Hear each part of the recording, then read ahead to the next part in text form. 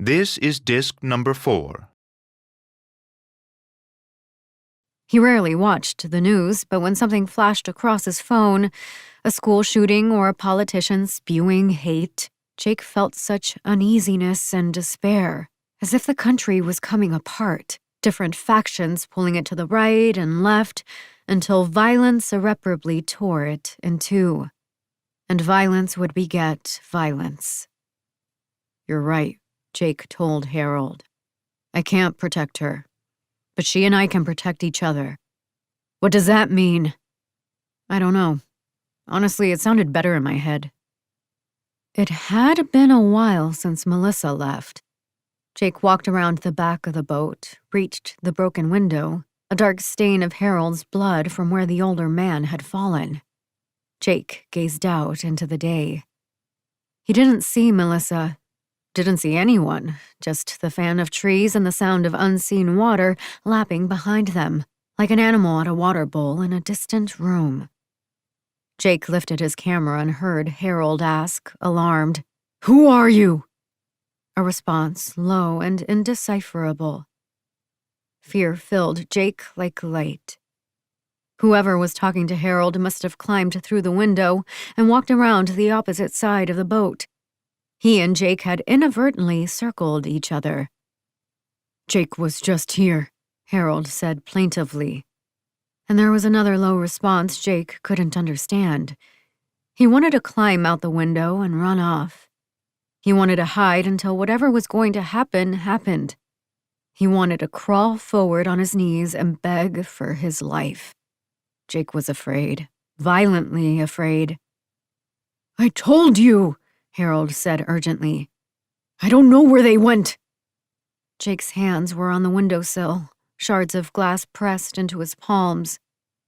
He let go of the window, quietly walked back toward Harold, like Harold's pleading voice was a siren, luring him to danger, or a shipwrecked sailor calling for help.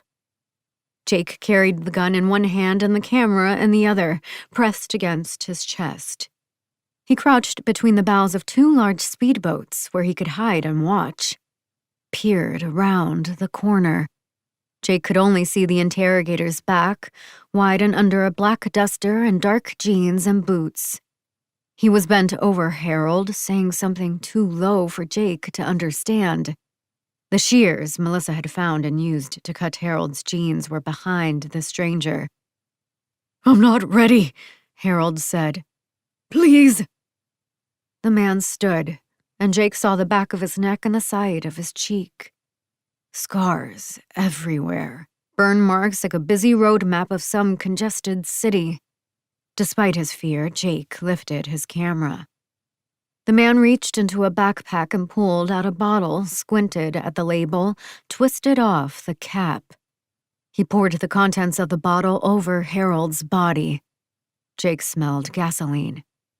Saw the small yellow gleam of a match. Jake hadn't planned on rising and running, wasn't exactly sure what he was going to do when he reached the man.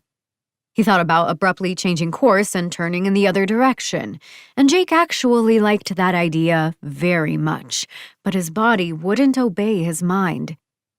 He simply couldn't stop himself from running over and grabbing the man's scarred wrist and snuffing out the match. The man looked at Jake with surprise. He tried to pull his wrist free, but Jake grimly hung on. "What happened to my gun?" Jake thought. Oh no. He had no idea where the gun was. Still in his hand? No. Jake's hands were wrapped around the other man's wrists, vainly hanging on. Had he dropped it before he charged? Maybe. Strange how calm his mind was as he struggled, as the other man finally pulled one of his hands free. "Get out!" Jake screamed. Well, that scream wasn't very calm, Jake thought, still with that weird disassociation. It was like a version of him was fixed on escaping, another was determined to help Harold, a third was losing this fight, and a fourth was dismally watching everything happen. "Go!" Jake screamed. He grabbed the man's free arm again, hanging on like he was dangling from a branch that protruded from just below a cliff's edge. He wasn't even sure who he was screaming at. Harold or the stranger or himself. All of them.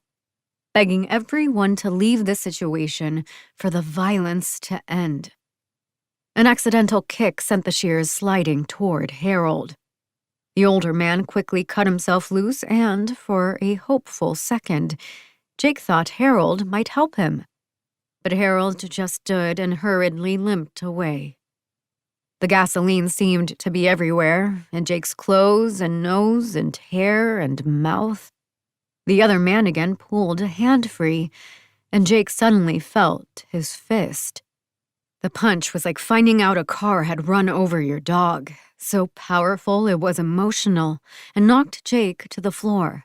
A punch so transcendental it took all those versions of Jake and sent them flying back into his body. He lay flat in the pool of gasoline, stunned. I sure get punched a lot, Jake thought distantly. The scarred man stood over him and glowered down. Jake lifted a hand as the other man lifted his lighter. Chapter 13. Melissa. Melissa remembered the control she'd felt that long night when Harold kept waking up in pain, a night that had left her sleepless but far from exhausted. There was something about that situation, the stress and strain, that energized her, given her a newfound rush of being needed, and with need came something close to power. But that feeling was gone. Ever since stumbling upon the clerk's body, Melissa had barely felt conscious. She ran back to the warehouse, crying and gasping, away from violence and death, like a dream from which she couldn't wake. Melissa reached a bend in the path and stumbled off, slipped into a small outcropping of trees near the water, collapsed to the dirt, tears clouding her vision. Panic thundered through her like raging horses. That dying man on his knees at the diner. The waitress crawling into death. The murdered boy at the store. Maybe someone other than the Winterses had killed him, Melissa thought, and she hated herself for that hope. But if it hadn't been the Winterses, then his death hadn't been her fault. It was possible some other criminal had strolled into the store.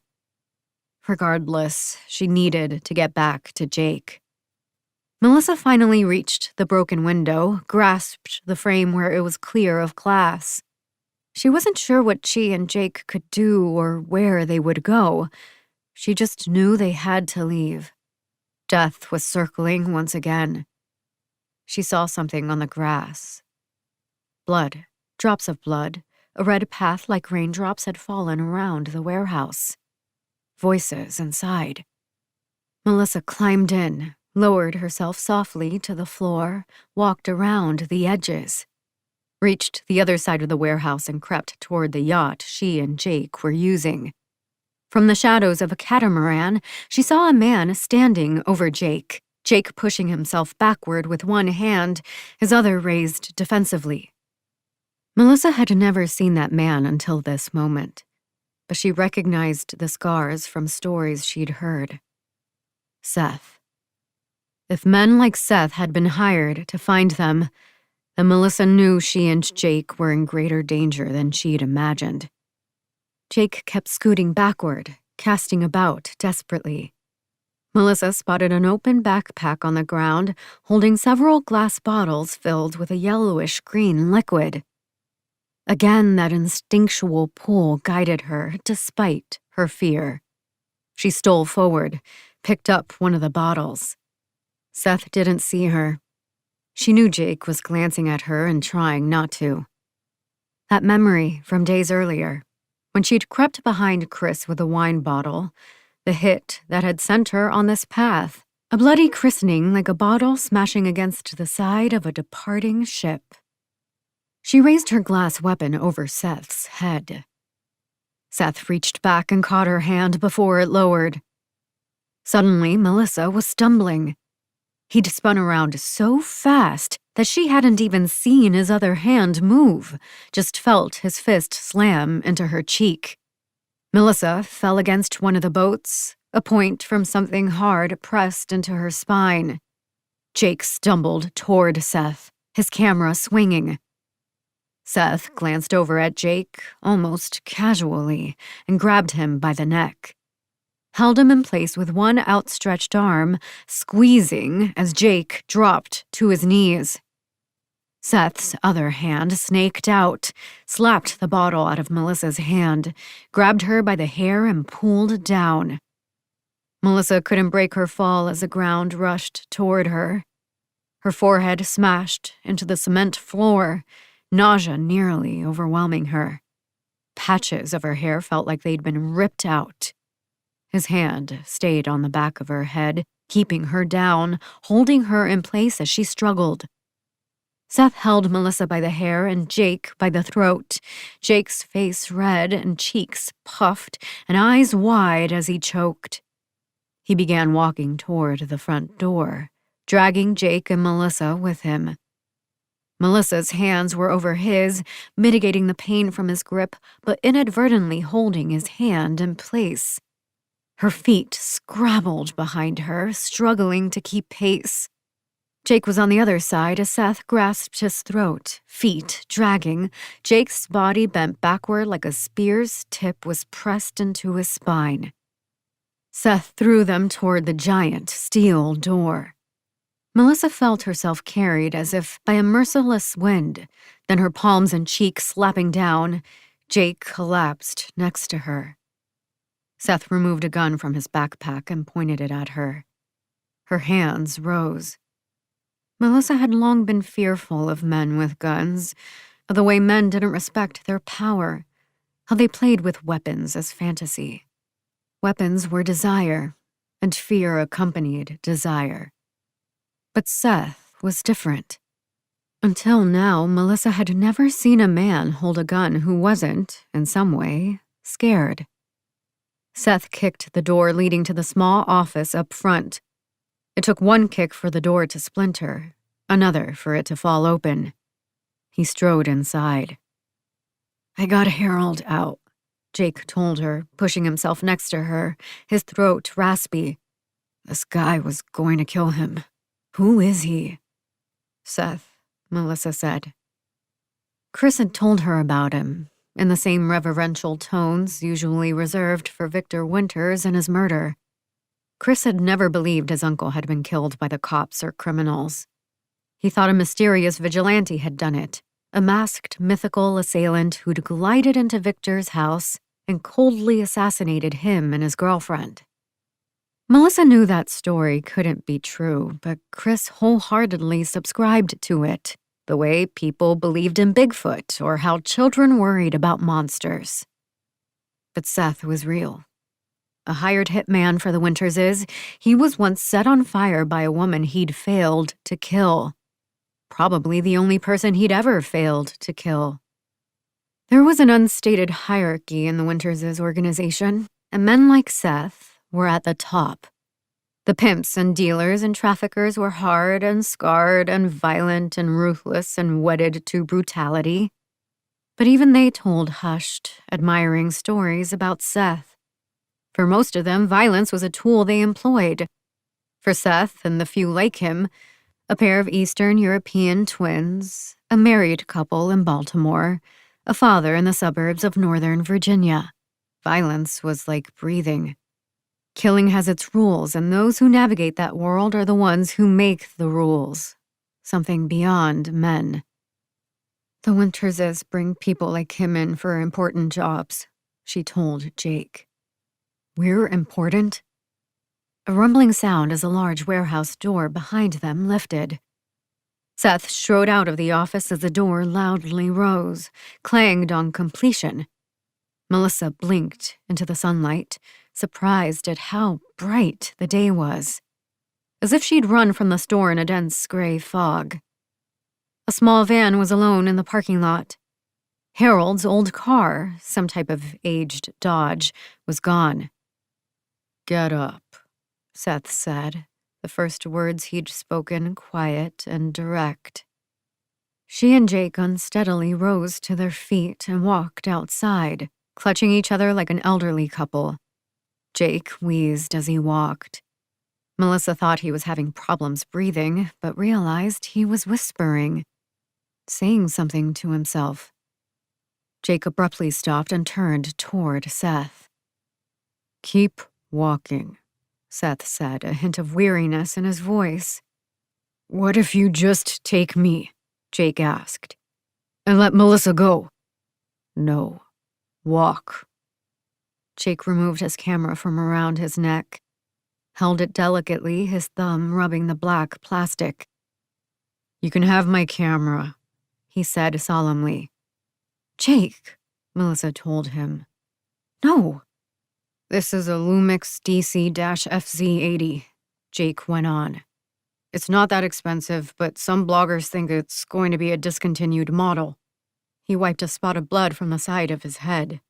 "In a few years, this little camera will be worth a lot, and right now, it's a great model for beginners."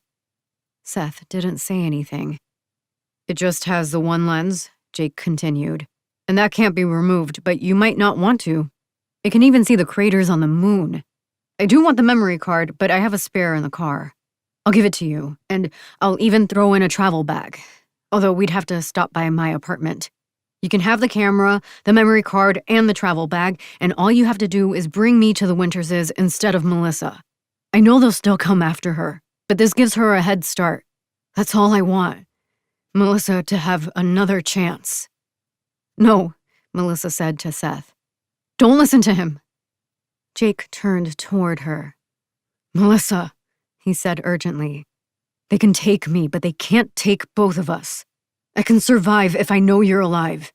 They can't kill me as long as I know you're out there and okay. Do you understand that?" She couldn't respond.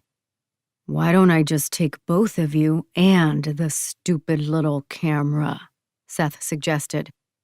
"Well," Jake said after a moment, "you could do that." Suddenly there was a flash and Seth stepped back, hands over his eyes, the gun pressed against his forehead. Jake grabbed Melissa's hand and they turned and started to run. They reached the edge of the parking lot, and Melissa wondered why she hadn't heard a shot yet, wondered if Seth was still blinded from the camera, if his handgun had malfunctioned. Jake must have had the same thought because he stopped, turned, and that's when she heard a crack. They looked at each other, confused. And then a blossom of blood flowered near Jake's neck. He let go of her hand and sank to his knees. Jake's legs kicked as he was dragged and then shoved into the van, his hands over the wound, blood filling the spaces between his fingers. His mouth opened and closed, soundlessly, like he was underwater and drowning. Melissa's fingers were shaking, her throat hoarse and raw. She wondered if she was screaming, emitting any sounds whatsoever. She felt her tears, dizziness, that rising panic. Seth pushed her toward the van. She climbed inside, numbly, dumbly, knelt next to Jake, held his hand as he kicked. Seth was saying something distinctly, but it was like Melissa had forgotten words. Some small sentence in a threatening tone.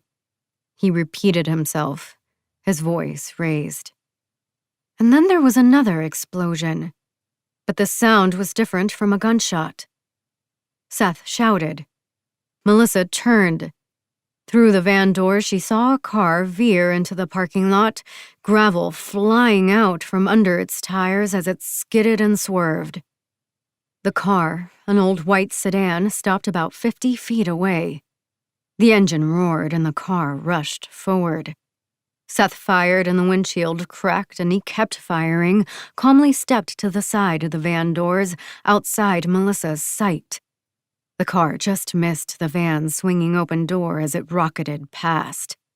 Melissa heard the sound of the car hitting Seth, like soup splattering. And she heard the car dig into the gravel again. The engine revved and the car screeched and stopped outside the van door. The front passenger window rolled down. Melissa protectively knelt in front of Jake. A woman she had never seen peered over from the driver's seat. "Where's my son?" Chapter 14. Lucky. The setting afternoon sun brought an early evening excitement, one that reminded Lucky of the twilight summer nights in his neighborhood, back when Mary Beth had been either 10 or 11, the age right before her teenage distance set in seemingly overnight. Renee relaxed and lovely as she talked to someone's wife, sitting in a lawn chair with her legs lazily crossed, a glass of wine in hand.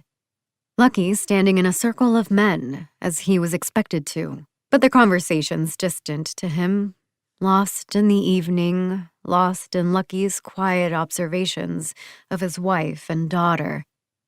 But those evenings hadn't been lit by police cars. Lucky walked back toward the cordoned-off parking lot from the warehouse, toward a pair of cops standing apart from the investigation, mounted lights illuminating every inch of torn gravel and spilled blood. His phone buzzed. Lucky pulled it halfway out of his pocket, glanced at the screen. A notification from the Watchful app. He pushed the phone back into his pocket, tried to focus on the cops' efforts to reconstruct what had happened. Towns like Wharfside didn't often come across this level of violence. He'd overheard that a CSI team from Baltimore was on the way to investigate the blood throughout the warehouse and parking lot, as well as a murder at a nearby convenience store. Lucky had gone to that store first, but hadn't been able to get inside. Even so, he'd learned that the only corpse there belonged to the clerk, not anyone he was looking for. And there was little chance the cops would learn who'd killed him.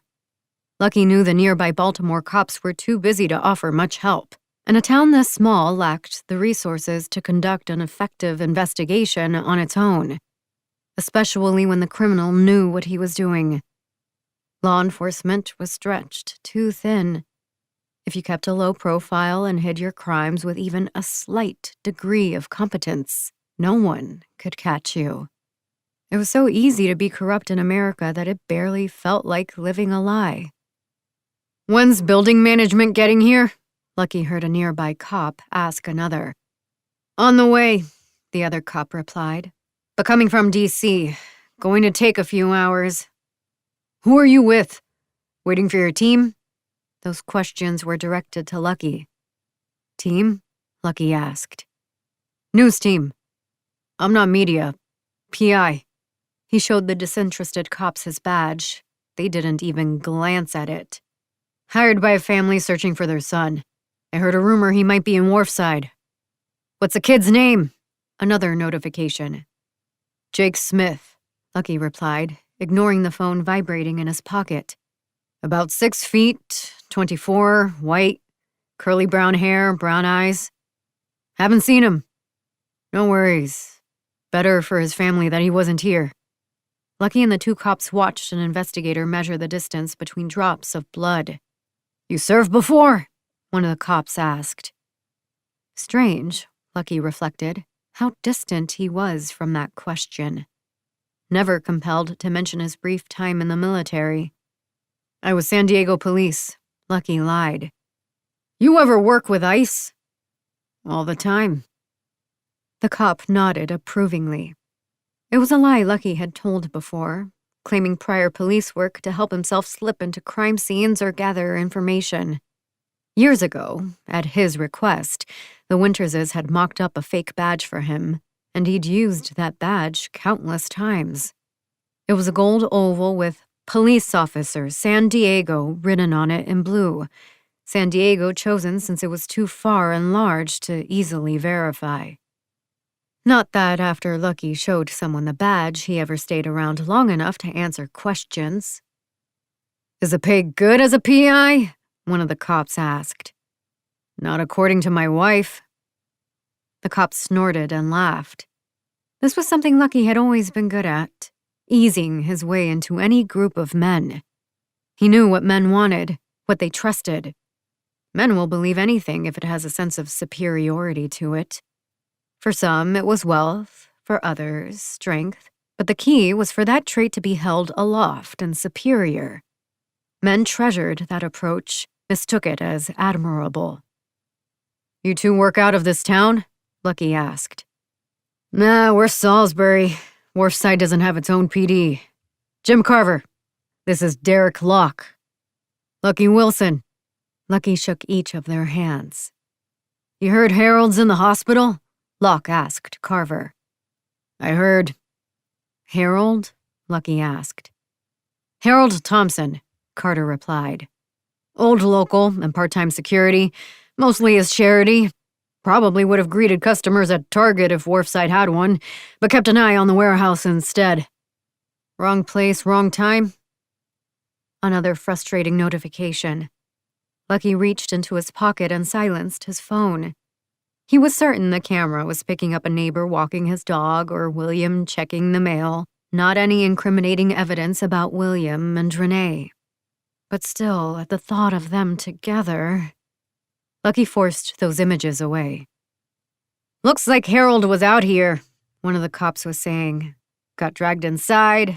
Old Harold put up a fight, though. He's under right now, but they say he's going to pull through." There was so much these cops didn't know, and so much they'd never know. A call on the burner phone during Lucky's drive over had filled in these blanks ahead of time. "Lucky? The buyers pulled out, said they had a new job in a new city and couldn't commit. And their agent is going on vacation for a few days. They sent us a quick message that the property is wide open again." This one was easy for Lucky to decipher. Jake and Melissa had escaped and left town, and the person searching for them had been laid up, left with wounds that required medical care and a few days off. The property is wide open. The search for Jake and Melissa was still on. Investigators were documenting everything inside, and Lucky had caught only a quick glance. But that had been enough. He'd seen the smashed window on the other side of the building, the broken door to an office, the bloody path from the center of the room. The scent of gasoline. The blood might have seemed like one of the most prominent clues in the investigation, but the real clue, Lucky knew, was the gas. The man who had spilled it was named Seth Yates. Lucky had trained him. A few years ago, he'd been asked by the Winterses to take Seth under his tutelage. He'd thought the young man would be impetuous and flamboyant, like most dumb, immature criminals. But instead, Lucky met someone hardened and serious. Saw that Seth was driven by anger and revenge, hatred of the scars a fire had mapped over his face and body. Lucky channeled that rage, taught Seth the importance of death over desire. The Winterses were never interested in sending a message or torturing someone to prove a point. Death was the most effective message there was, particularly when the death appeared natural or as the result of an accident. None of their methods caused attention, and that was the precise outcome the Winterses wanted. Seth chose fire. Houses set ablaze, offices burned to the ground, a corpse found unconscious in a smoke-filled kitchen. He studied the science of fire, even considered being trained as a volunteer firefighter, but Lucky quickly dissuaded him of that notion. He knew that if these fires were ever investigated, those with training would be suspect. Seth's scars and demeanor made him memorable. Instead, it was Lucky who took the training. A few weekend classes offered by the local FD focused on what to do if a fire occurred in different situations. Lucky took careful notes and gave his findings to Seth. And then, after a few months, they parted ways. Seth seemed confused by this, as if he'd expected Lucky to remain a mentor to him, to keep in contact as friends, but that was the final lesson Lucky wanted to teach. Never mix your professional and personal lives. The only person Lucky had ever trusted with the Winterses was Ruby, and he forever had the knowledge that she could betray him. He'd helped her escape, and, if she was found, he had no assurance that she wouldn't turn on him. It would have been better to have never trusted anyone. "If you don't mind me asking," Carver asked, "how much money are we talking?" Lucky blinked back to the conversation. I hope that's not personal, Carver added. Locke's head was tilted as he listened to the radio mic on his shoulder. Just curious. Depends how successful you are, Lucky said. This was a question he'd been asked before, one he'd researched. Starting out, you might make in the 20s. Once you get established, maybe 3 times that. That's it? Sorry. Damn. Hey, Locke said. We need to look at the tracks. They're thinking we could have multiple victims. Okay. Carver didn't seem particularly motivated to look into the case. So, what? You get your license and go right to work? Or did you work with someone first? I heard you have to apprentice. Lucky could have continued this conversation, kept on fabricating a story that he'd told before, but his phone buzzed again and he finally gave in, pulled it out, glanced at the watchful notification. 1 second, Lucky said, and he lifted his phone. I need to take this. He walked away from Carver and Locke, away from the conversations occasionally punctuated by laughter in the warehouse. Over to his car at the end of the lot, a few spaces away from the police automobiles. A younger cop was back there, vaping and staring down into his phone. Lucky strode past him, opened his own car door, climbed inside. Shut and locked it. Closed his eyes tight. Realized he was gripping the phone so hard he was in danger of shattering the screen. Lucky stared out the windshield at the dark night, at the silhouettes of trees like sentries waiting to be told what to do. Lucky swiped open his phone, tapped the app. He pressed it too long and an option appeared to delete it, the app trembling on a screen with a small X in the corner. Lucky briefly considered the idea, the bliss of ignorance from not knowing what was on the camera. Instead, he opened the camera to its live view. Renee's car was parked in William's driveway. Lucky didn't even wipe the tears off his cheeks, just stared down at the phone. He watched the door to the house open, saw William McKenna standing in the doorway. Lucky squinted and imagined he could see the smile on William's face. The car door opened, but it wasn't Renee who stepped out.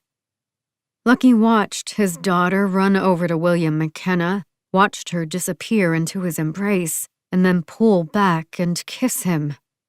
William made a laughing sound the camera picked up, held Mary Beth away, glanced up and down the street. Then he took her hand and pulled her inside and closed the door. His daughter. His 17-year-old daughter. The screen cracked under Lucky's thumbs. Part 2. You belong to your father, the devil, and you want to carry out your father's desires. He was a murderer from the beginning, not holding to the truth, for there is no truth in him. When he lies, he speaks his native language, for he is a liar and the father of lies. John chapter 8, verse 44. Chapter 15. Melissa. I like that, Jake told her. It gives you something different, something special. Don't smile. They sat on a grassy hill after he took that first set of photos. A sunny day in Baltimore's Patterson Park, the summer still too young for Baltimore's brutal humidity. A boy and his father kicked a soccer ball back and forth. Another couple was on a blanket to their right, the woman sitting up and the man lying on his back. Can I see the pictures? Melissa asked. She slid next to Jake, pulled her dyed red-brown hair over her shoulder, peered down at the camera. She'd never had pictures taken by a professional photographer. The photo shoot had been Chris's idea, inspired by the photos of a friend's wife. Lately, Chris had always seemed inspired this way. What someone else had, he wanted. The friend's wife, Janet or Janice, Melissa wasn't sure which, and because she'd already met her, was too embarrassed to ask. Had shown her own photos to Melissa and a group of wives and girlfriends a few weekends before. Black and white pictures she was getting framed. You probably saw them when I posted them on Insta a month or so ago, Janet/Janice told them, and the other women assented they had. Melissa had been surprised to discover, over the rest of that afternoon, that the photos actually changed how she regarded Janet/Janice. Melissa had only met her that day, and had seen her as somewhat shallow, empty, the kind of woman Chris's friends tended to date or marry, and, she was certain, no different from how they saw her. But the pictures changed that impression, particularly one where Janet/Janice was glancing down, eyes away from the camera, conveying a sadness Melissa would never have suspected. She showed that picture to Chris before they left. "You like that?" he asked. "You want some old photos of you too?" "I just think they're so pretty." And now Melissa looked at the photos Jake had taken, one where she was staring at the camera, unsmiling but with a gleam in her eye. An excitement Jake had somehow spotted and captured. Melissa didn't recognize herself. It wasn't just how she looked. Something else about the picture drew her. How Jake saw her. "I don't know where I am," Melissa said. Jake's mother sat next to her, slumped with her hands wrapped around the back of her neck. She didn't look up as she spoke. "We're at Steve Debko's. He's a friend and a doctor." "I don't remember you telling me that." "That's because you're still in shock." Ruby kept staring down at the floor. "You asked me where we were going 3 times on the way here." "Dr. Steve, your friend, he can help, Jake?" Melissa asked. Ruby didn't answer.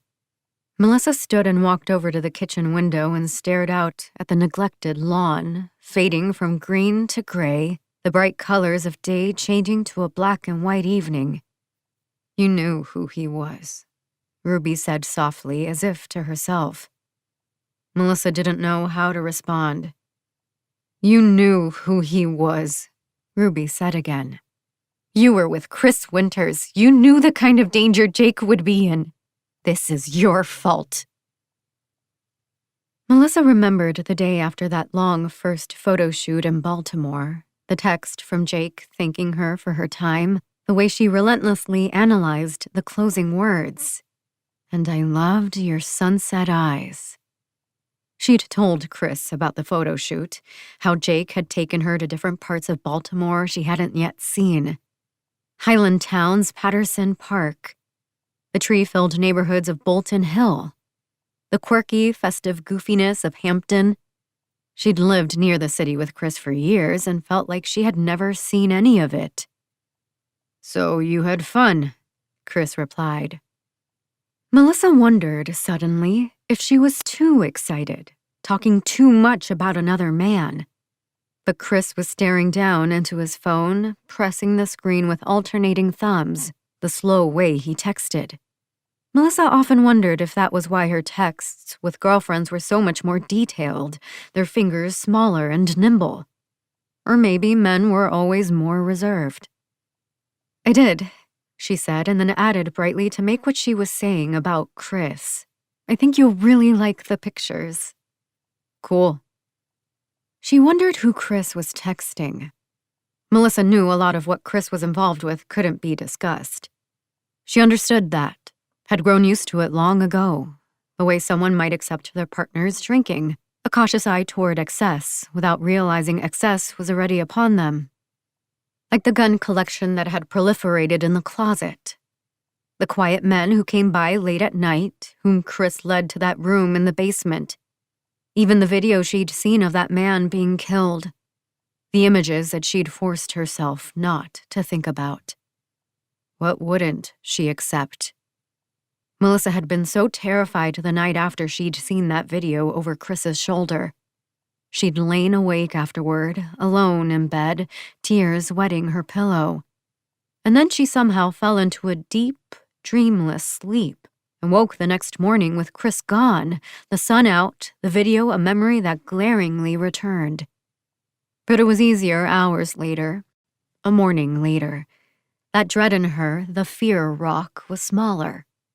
There was a city outside her window, and it moved and lived and breathed And so there was something else she was part of. Melissa thought about the pictures Jake had taken, how he'd talked to her, how they'd walked through Baltimore together, and she longed to see him again. How she longed to see him again. To hear his voice, for Dr. Steve to walk up the stairs and tell her and Ruby that Jake was going to recover. But there was no sound from the stairs or basement. Nothing but silence after Ruby's accusation. We knew we were in trouble, Melissa told Ruby. Jake and I tried to stop seeing each other, but I loved him and— But it's so small now, isn't it? Ruby interrupted her. The bad things we do are always small compared to their consequence. The Lord will repay you for your sins. Melissa quickly accepted when Jake invited her out for drinks. She was determined to prove this was casual, that she was only making a new friend, even quietly telling herself as she applied eyeliner in the bathroom. This doesn't mean anything. What'd you say? Chris was lying on their bed in his boxers, watching men fight each other in a cage on his laptop. Nothing. She and Jake met at night for what she told herself wasn't a date. That was reaffirmed when she saw what he was wearing. Jeans and an old faded t-shirt, which stood in sharp contrast to her short, olive green romper with a diving neckline and black platform heels that laced around her calves. It wasn't a date, Melissa told herself. She just loved dressing up. She wouldn't go on a date with another man. She let those words drum into her mind. Wow, Jake said when he saw her. I should have dressed up. It's okay, because this wasn't a date. His gaze kept darting to her legs, and she suddenly felt uncomfortable. You carry that everywhere? Melissa pointed at the camera on his chest. Jake looked surprised, then touched the camera. Pretty much, he said. It's kind of like my best friend. Melissa thought that was cute, and then she was curious. But your phone has a camera, right? Yeah, Jake said, suddenly serious. But you lose so much with a phone. The sensors just don't compare, and that affects the number of pixels, and it destroys the light in your work.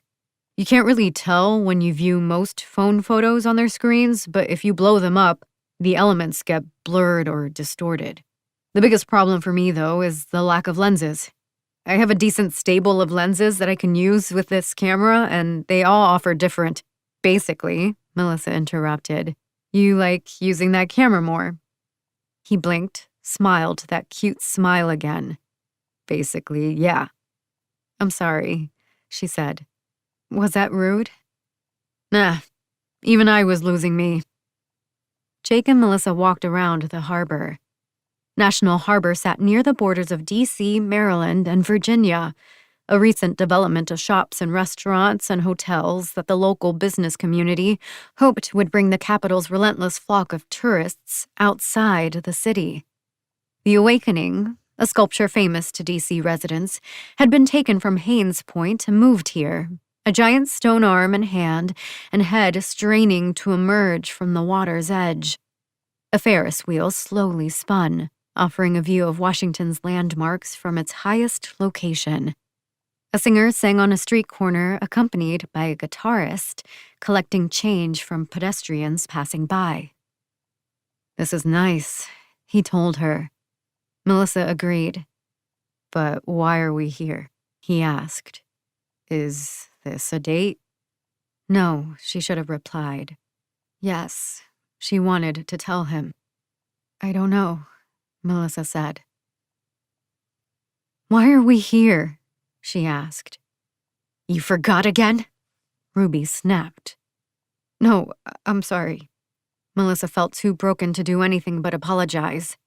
I mean, can we go to a hospital? Jake should be in a hospital. An urgency rose, the thought that Jake might die. He should be in a hospital. He'd never get out, you know that. Bullet wounds bring the police, and the police bring the Winterses. Noises from downstairs. Melissa looked to the door in the kitchen that led to the basement where, hours earlier, she and Ruby and Dr. Steve had half-carried, half-dragged Jake. Jake bleeding and crying out in pain, Melissa numbly watching while Dr. Steve hurriedly placed a cover on a pool table in the center of the room, and then the three of them lifted Jake onto it. Dr. Steve told them to wait upstairs, but Melissa had been unable to move, and then Dr. Steve shouted, and Ruby's hand was suddenly on her arm, pulling her backward. Melissa wanted Jake to look at her, wanted to see promise in his eyes, hear strength in his voice, wanted to know that if she left him in this basement with Dr. Steve, she could return to him later. If she stayed with him, Melissa felt, he'd live. Jake would live. And he might never be the same, but he'd live. Melissa knew the effects of bullet wounds, had heard stories from Chris about people he'd known who'd been shot, and she had a friend whose cousin had been shopping in a mall in Maryland when a pair of young men with rifles had stalked through, casually firing into stores, killing over a dozen and wounding 3 times that many, and a bullet in her friend's cousin's gut had left her forever limping, resigned to a colostomy bag, her insides tattered. But she'd lived. Melissa would accept that, of course, patiently stay by Jake's side as he recovered, this penance for their lust. The Lord repaying her for their sins. "He's asleep," Dr. Steve had said, the only time he'd left Jake and come upstairs. "I had to put him out. He was moving too much. Losing too much blood." Neither Ruby nor Melissa said anything.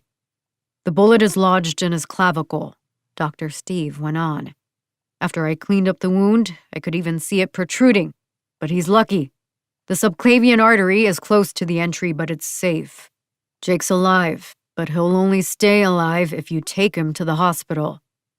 "No," Ruby said. "I know you can't.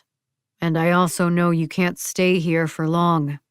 Dr. Steve's words were heavy. "So the next option is to remove the bullet." "You can do that?" Melissa asked. "I don't have a choice. If that bullet stays there, there's a chance of infection, of rupture, of death, particularly if he's going to be moving a lot. And chances are he's going to be moving a lot.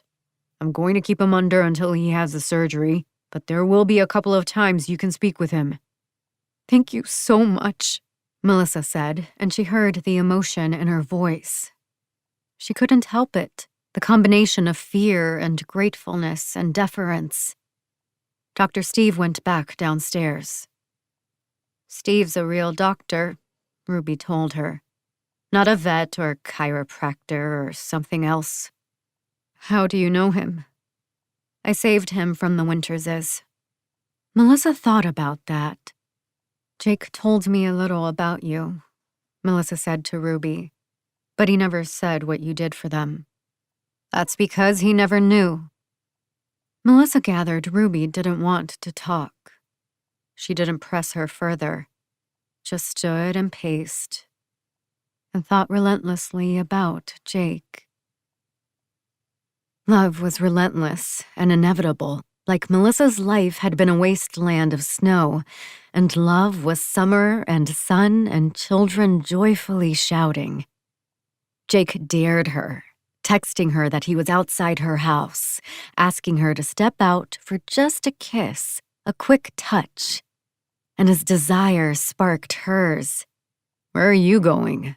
Chris would ask as he cleaned a gun, the now familiar smell of polish and metal, and Melissa would tell him she'd forgotten her phone in the car, and hope on her way out the door that Chris didn't realize she was actually holding her phone. Melissa would step outside. No, she'd fly outside, not even conscious of the steps from the front door, and then rush around the back to the yard where Jake waited. His lips against hers, the rough brush of his whiskers against her cheek. Melissa was in a place she'd never been, drunk off desire, as boy-crazy as she'd ever felt. A love full-throated and raw and obsessive, placed before everything and putting everything else as secondary in importance. She obsessed over him, ached in response to his words. And Jake seemed to realize this with an almost unconscious coolness. Or maybe she was just that affected, his smile seeming to hold secrets. The way he looked at her, how she could almost feel his gaze on her body. They made games of teasing each other, sly kisses in the back seat of his car, parked around the corner from her house, daring the other to go farther, his hands under her shirt, her tugging his belt.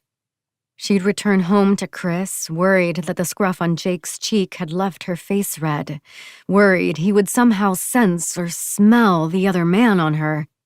And maybe a year earlier, Chris would have. But then again, a year earlier, maybe she wouldn't have turned to someone else. Melissa often wondered if that was the case, if Jake would have remained just a photographer Chris had hired. She tried to separate the two, didn't want her attraction to Jake to be nothing but a result of her failing relationship with Chris. She still would have been attracted, Melissa imagined, but she wouldn't have acted on it. Just been left wondering how happy she could have been. "You should come downstairs." Melissa hadn't heard the door leading to the steps open, had no idea Dr. Steve was behind her. "He's awake?" Ruby asked uncertainly, her voice young and confused, like a young girl's. But Dr. Steve had already left. Melissa turned and she and Ruby glanced at each other, just long enough for each woman to notice the fear in the other's eyes, not long enough to hold a gaze, not long enough for comfort. Melissa followed Dr. Steve down, one hand on the railing and the other on the wall of the narrow stairway. Ruby stayed in the kitchen. "We can just leave," Jake told her. They'd spent days together in Jake's apartment. Chris was out of town. He'd told her that he needed to visit family in upstate New York and would be gone a week, and Melissa had only returned to their house to feed his pet fish and change clothes. The rest of her time was with Jake in his apartment, laughing and lost, immersed in embraces, their bodies rarely not touching. "Leave?" Melissa asked. "Like the city?" "Leave him," Jake urged her. "Go to your place, pack a bag." And there was that power, that suggestion of choice she'd never seriously considered before. The idea of hope. Why not leave? Why not leave Chris and this life of fear? Melissa thought about it through the evening, staring at some home renovation show in Spanish while, next to her in bed, Jake peered into his camera. To Melissa, this wasn't a small thing, watching a television show in Spanish while Jake was with her. Like Chris, Jake barely paid attention to her show. Chris would have played Candy Crush on his phone and Jake was scanning photographs, but there was a visible annoyance in Chris whenever Melissa watched something in Spanish or spoke the language to her friends or relatives or talked about visiting her birth country again. She wondered if it was jealousy, this connection he couldn't experience. Or maybe it was suspicion, the way paranoia had stolen over Chris the closer he'd grown to his family. But Jake had the opposite reaction. He liked when Melissa spoke Spanish, even if he barely understood it. He asked her to teach him, to tell him the names of furniture in a room, the things they viewed from his bedroom window on the street below, the parts of her body she wanted him to kiss. Melissa hadn't realized how much this side of her had been silenced. "I'm going to pack tomorrow," Melissa announced. Jake smiled as he stared into his camera.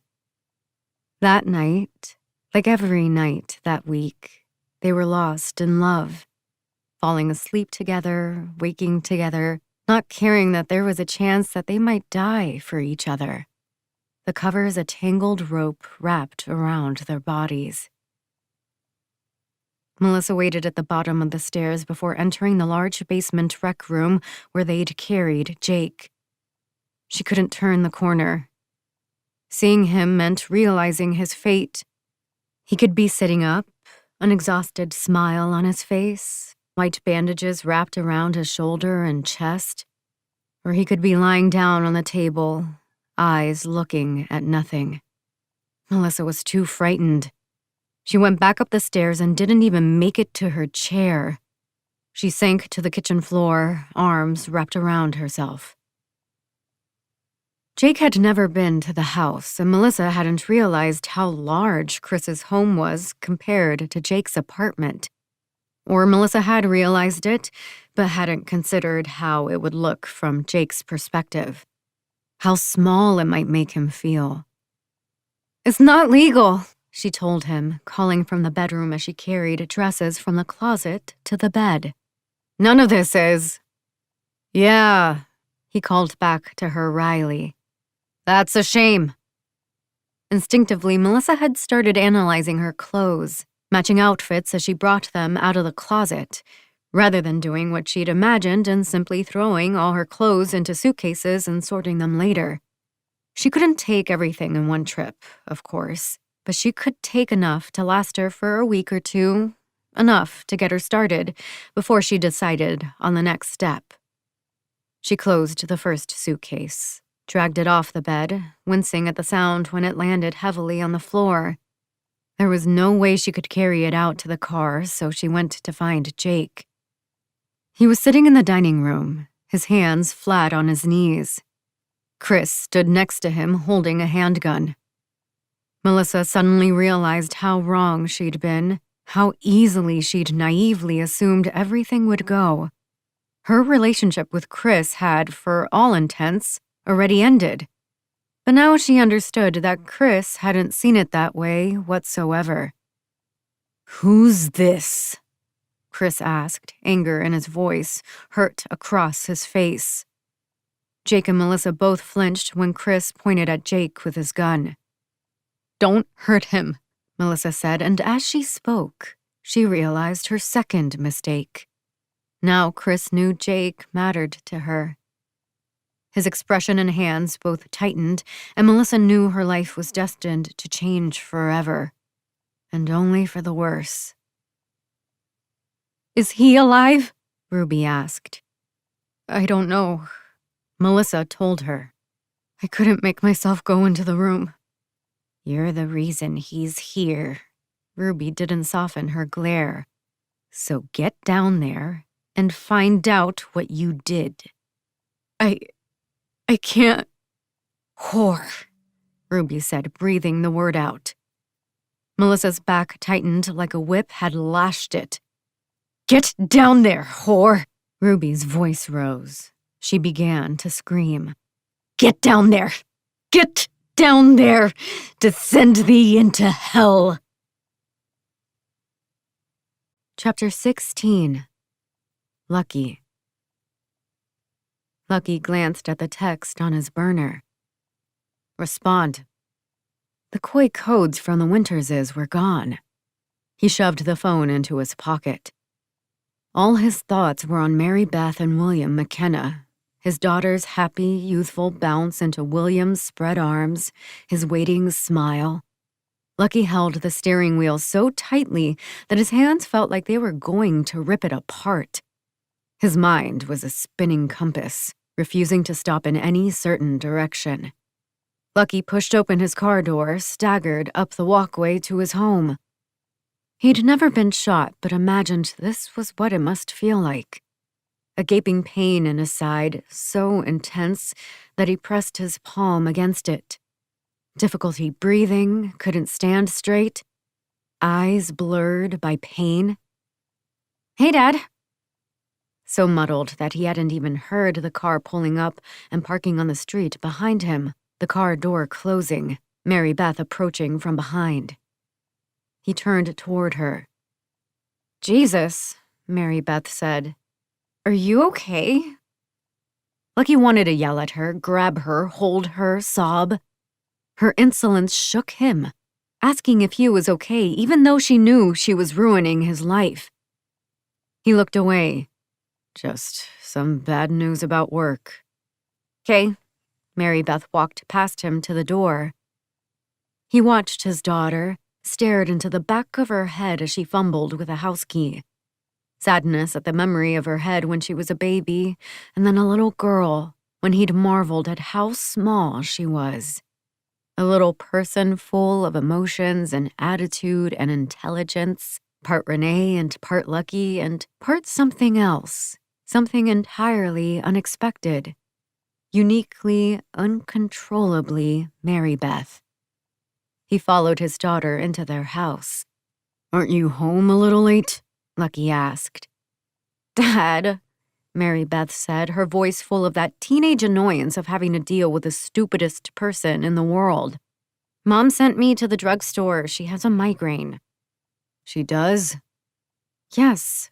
Mary Beth held up a brown paper bag with CVS printed on the front, pulled out a box of Excedrin migraine, shook it, headed into the kitchen. Lucky rubbed his eyes and he thought about William's open arms and Mary Beth, and he again remembered her as a baby, the way Lucky had held her tight in his own arms, his lips pressing the top of her head, her soft wisps of hair. He heard himself whimper. Lucky covered his mouth with his hands and wondered, very calmly, if he was losing his mind. Recently, it was something Lucky had considered. He used to have the ease of compartmentalization. Lucky was able to be two different people, and they may have bled into each other on occasion, but he could separate them. The man who worked for the Winterses was a completely different person than the putzer who loved his family and sold real estate. But something about that dividing line had blurred, still visible, but barely, like an erased pencil line in Mary Beth's homework when she was in elementary school. Lucky wondered if one was affecting the other, the violence invading the love like a neighboring country attacking. And the more he invested into his family, the less real his other life seemed. Sometimes Lucky imagined himself strapped to a bed in a mental hospital, only imagining his life, the reality of his existence appearing in flickers. He could almost feel the straps around his wrists and ankles, biting into his skin, gnawing into bone until Lucky shook his head, forced those thoughts away, retreated back into reality. He walked into the kitchen and reached for the counter, felt the marble under his fingers, cold and hard and real. Mary Beth was filling a glass with water from the fridge, the determined hum of the dispenser, the sound of water rising. Lucky waited until she finished, and then he pulled out a glass and filled one for himself. Drank greedily. He hadn't realized how thirsty he was. "How was your trip?" Mary Beth asked. She was struggling to twist off the Excedrin cap. Lucky held out his hand and she gave him the medicine. He squeezed it open, handed it back. "Fine. Sell anything?" It wasn't that kind of trip. He could tell that his daughter had already lost interest. "Oh, Dad, I wanted to ask you, is it okay if I stay over at Elena's this weekend?" "Elena?" "We have this project due for biology and we were going to work on it this weekend. And then she said I should just spend the night." Lucky was certain Mary Beth was lying. She wanted to spend the night with William. She'd probably already arranged it with Elena, one of her friends that Lucky knew well. The girl's parents, a pair of lawyers who had live-in help for Elena and their two younger twins. Elena had spent the night at their house before. She and Mary Beth lost in either giggles or their phones. That change in Mary Beth. The indifference whenever she was around a girlfriend. "Okay, Dad."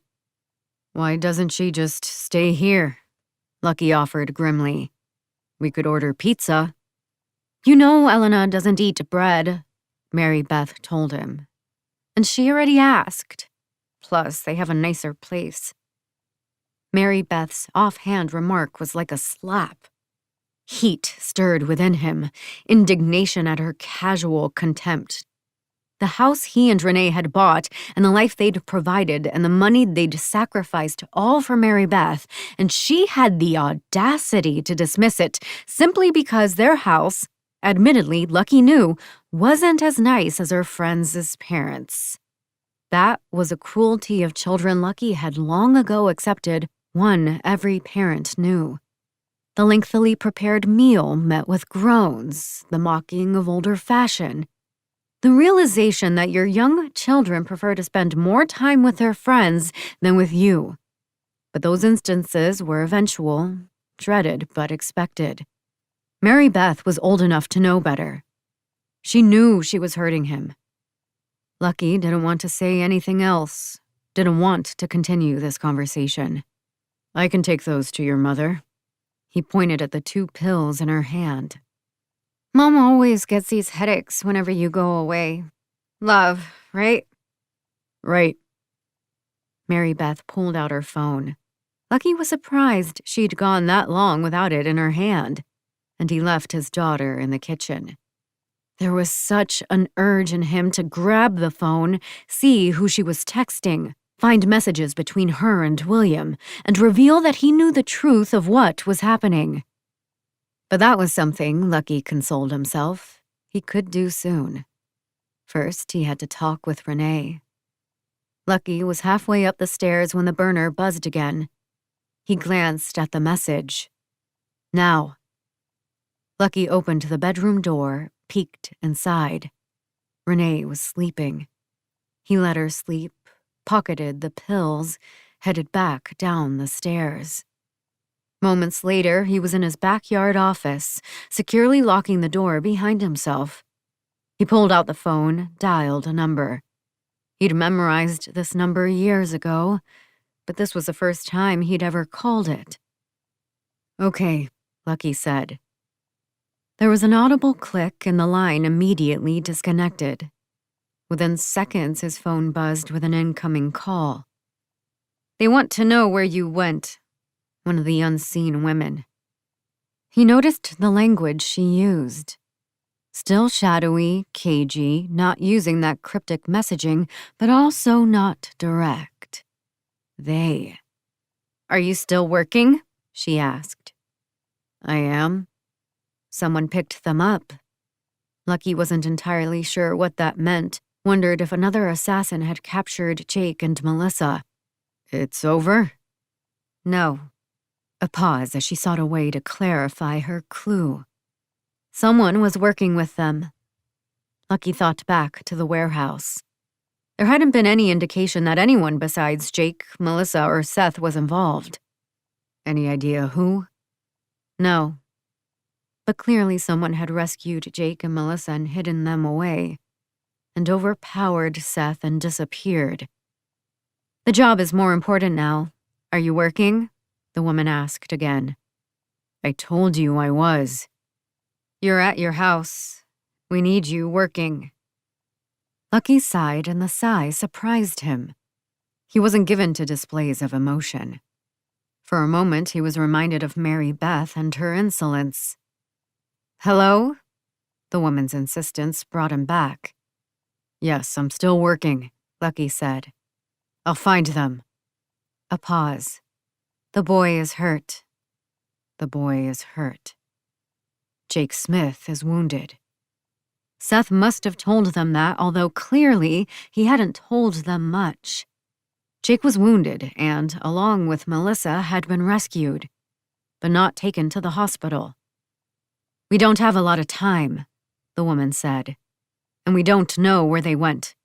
Lucky stayed silent. Do you know where they might have gone? No, but he was lying. Lucky softly pushed open the door and headed into the dark bedroom. He didn't turn on the lights as he walked over to the bed and set the pills on Renee's nightstand next to a copy of some book she was reading. She always read at night, before bed, novels that she immersed herself in, telling Lucky about the characters as if she'd made friends with them, excited or exasperated with their decisions. I'm awake, Renee said. Got a headache? He asked. Renee moved in the dark to the pills, swallowed them dry, disregarding the glass of water. Lucky watched her outline, her hands pressed against her forehead. Had a migraine, but it's getting better. I don't want to die anymore, so yay? Lucky had spent the last month relentlessly wondering about Renee's infidelity, about the sanctity of their marriage, his fears about its dissolution, and now all that angst was gone. Despite the crushing weight of Mary Beth's relationship with William, there was a small sliver of relief for Lucky. As if he'd been buried under a pile of rocks, but through a crack saw the sun. Renee lay back, fists on her forehead. "We need to talk," she said. "We do?" Not surprise in his voice, Lucky realized, but hope. Perhaps they knew the same thing about Mary Beth. "I know you didn't go look at some property down in Virginia the other night," Renee told him. "What?" Renee's voice in the dark, not tethered by pain, but anger. "You're lying to me." Lucky took a step back.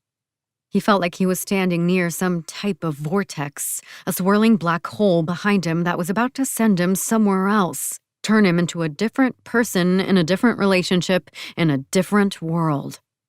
"Who is she?" Renee asked. "She? Who are you seeing, Lucky? Who is she?" "I'm not seeing anyone." Renee reached over to the nightstand, snapped on the lamp. Her brown curled hair, tinged with gray, framed her face on the pillow. The lines around her eyes were pronounced. She looked hurt and sad. Whenever Lucky looked at her for more than a few moments, his heart ached. And he felt like months had passed since he'd last seen her. "I'm not with anyone else." Lucky could almost feel that vortex swirling, like the time he and Renee and Mary Beth had gone whitewater rafting, and they'd heard thundering water around the corner of a bend. The way that the water had pulled them toward it, the fear that their paddles would prove useless, that nature was stronger than anything they could realize. "Really?" Hate and sarcasm in Renee's tone. "Then where were you? Why did I get a notification about a charge on our credit card from a hotel in D.C.?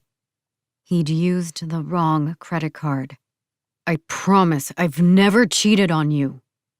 "What were you doing?" He had to give her an honest answer, even if the answer would tear their lives in half. But Lucky didn't want to lie anymore. "Come with me to the office out back," he told her. "I'll show you." Chapter 17. Ruby. "He's asleep," Melissa said brokenly. "Dr. Steve said that's okay." She didn't say anything after that, just stood in the corner by the window, crying. Ruby hated her. She hated Melissa's tears, her helplessness, the way Melissa's flesh had failed her and her heart had followed. Her dislike was so intense that Ruby knew it was unnatural. She'd lost control when she'd screamed at Melissa, and now she felt like she had to force herself to stay on steady ground. She tried to analyze her hate. Perhaps it was some latent jealousy, a maternal longing because her son had chosen another woman. But Ruby didn't think so. More likely, it was how Melissa let everything happen to her, did nothing to control her fate. Melissa looked at her, her eyes wide with worry. Ruby scowled back. Melissa looked away. Ruby remembered how she used to come back to her apartment past midnight and find Jake sleeping on the couch, 5 years old and under a blanket with a television on and his pull-up heavy with pee. She'd carry him to his bed and change him and lie behind him, her arms over his thin body, his hand in hers, fingers wet from where he'd nervously chewed his nails until he'd fallen asleep. "Dr. Steve says it's better for Jake to go to a hospital somewhere," Melissa was telling her, hands wringing. "He worries," Ruby said. She'd seen another side of Steve when she and Lucky had met with him at midnight at his old house, a giant home in Bethesda where Debco lived alone. He'd been waiting for them outside, carrying suitcases, fear like a rash on his face.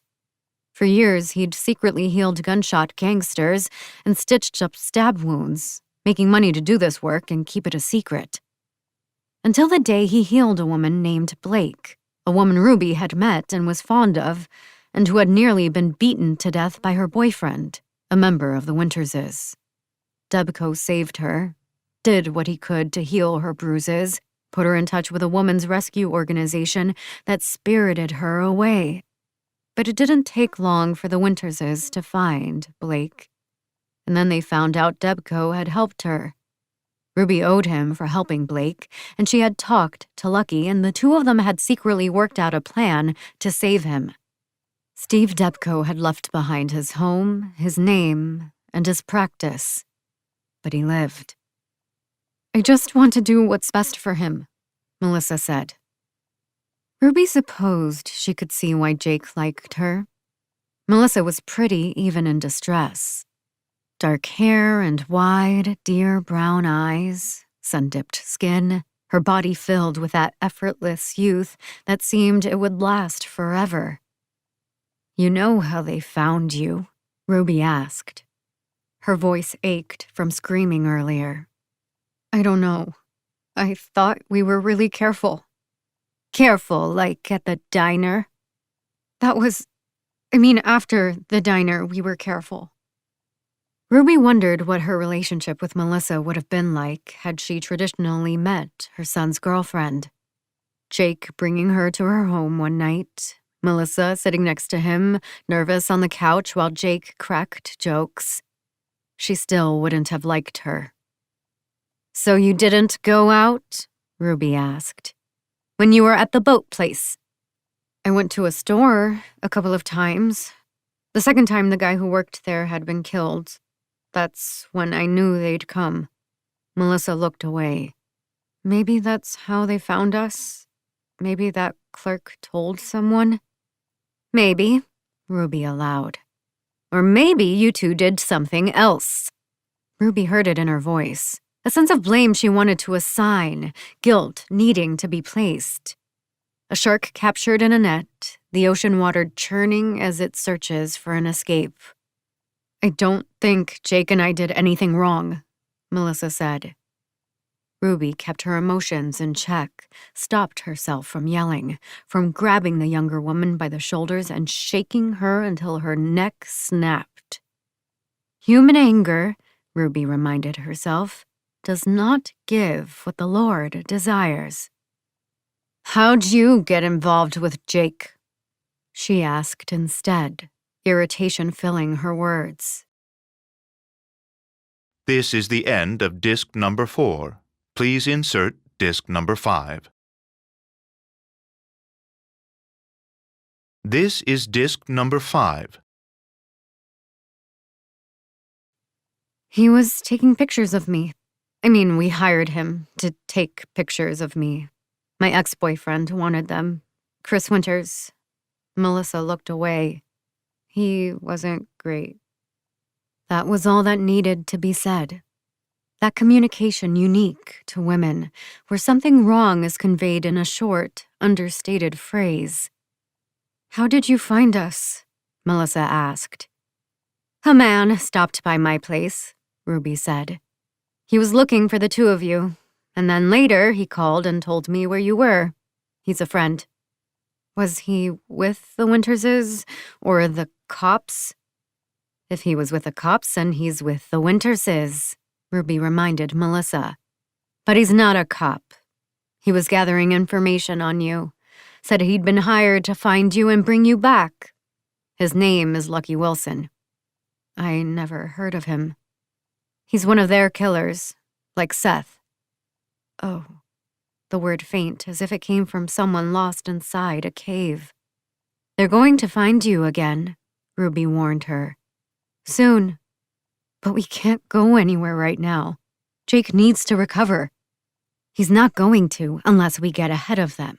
That's why I need to know who else saw you. Who knew where you were? Someone must have slipped up." Melissa was shaking her head helplessly, and then she slowly stopped. Ruby saw realization spread across the younger woman's expression. Eric Eric Liu. Jake called him when we were there. Eric's back? He's been back for years. You knew him? I knew his mom. They used to be our neighbors. The short sentence unintentionally weighed the air, but they moved away. I don't know about that. I just know he's Jake's best friend. Jake called him, and I think he told him where we were hiding. Where's Eric living now? He's at Highland Towers in Alexandria. Of course he is, Ruby thought. She stood, grabbed her purse, hunted for her keys, and remembered she'd left them on a table in the hall after cleaning Seth's blood off her car. Are you going? Melissa asked, panic in her voice. What about Jake? Ruby left Melissa in the kitchen. Ever since hearing Eric Liu's name, it was as if Ruby's hearing had lessened until it was a dull roar, like rushing wind, and she heard the voice of the Lord, urging her to rid the world of its evil. Chapter 18. Lucky. For some reason, Lucky couldn't remember which of his keys opened the door to his backyard office. It didn't help that Renee was standing behind him, cold and impatient, wearing a long coat over the shorts and t-shirt she wore to bed, her feet in an old pair of boots she used for gardening. Lucky tried another key but had trouble fitting it into the lock. You've used keys before, right? Renee asked. He kept wondering if he'd left anything revealing in the office. Lucky was fastidious about putting everything away, and, even if his wife or daughter had come inside, that anything incriminating was hidden. A Glock 22, box of bullets, stiletto dagger, and taser were under a loose floorboard, and that floorboard was under a rug. Everything else in the small single-room office was a mix of real estate folders and files intended to bore anyone snooping around. He had another hiding spot in the house. A pair of duffel bags filled with similar supplies buried in attic insulation. The attic was accessed through the closet in his primary bedroom, and, as far as Lucky knew, neither Renee nor Mary Beth had ever been inside. He tried another key, his mouth dry at the thought of what they were about to discuss. The doorknob turned. I felt this conversation was better to have here, Lucky told her. I didn't want to talk in the house. I figured you were stalling to come up with a good story. Renee walked in and immediately stopped. Where did you get that coat rack? From a diner. I like it. Renee sat in his chair, gave it a slight spin, rubbed her arms together and crossed her legs, her entire body huddled from the cold and, Lucky realized, from him. Tense as a trap and poised to snap if he came close. Lucky pulled out his phone, opened the camera app, found the video from earlier that evening. He handed the phone to his wife. He'd left his other phone inside the house and turned off. It had been constantly buzzing with messages from the Winterses, but Lucky was too heartsick to even think about the search for Jake and Melissa. What's this video? Renee asked. And what happened to your screen? Lucky ignored her second question. It's Mary Beth. He watched Renee's face as the video played, concern overtaking her expression. Where'd you get this? I thought it was you, Lucky said instead of answering. I thought you were having an affair. I thought you were the one seeing William. I had no idea it was her. Where did you get this? Renee asked again. Did you hire someone? I saw his address in our Maps app and I was so worried. Lucky's arms were wrapped around his chest, as if he was holding himself together. I saw your car in his driveway and thought it was you. I thought you were leaving me. Lucky distantly realized he'd never been this honest with his wife before. William went to D.C. one night, he lied. I followed him to this hotel and thought you were there. But I couldn't find him. I was so sad, I stayed overnight. I couldn't come home. Oh, Lucky, Renee said. It wasn't me. Why would you think that? I think work is getting to me. It's been on my mind a lot. I feel like. Lucky paused, that sense of need growing in him like wildfire, the way he'd helplessly broken down in front of Chris Winters and his man, Marley, the desperate hope for help from Heather Anders.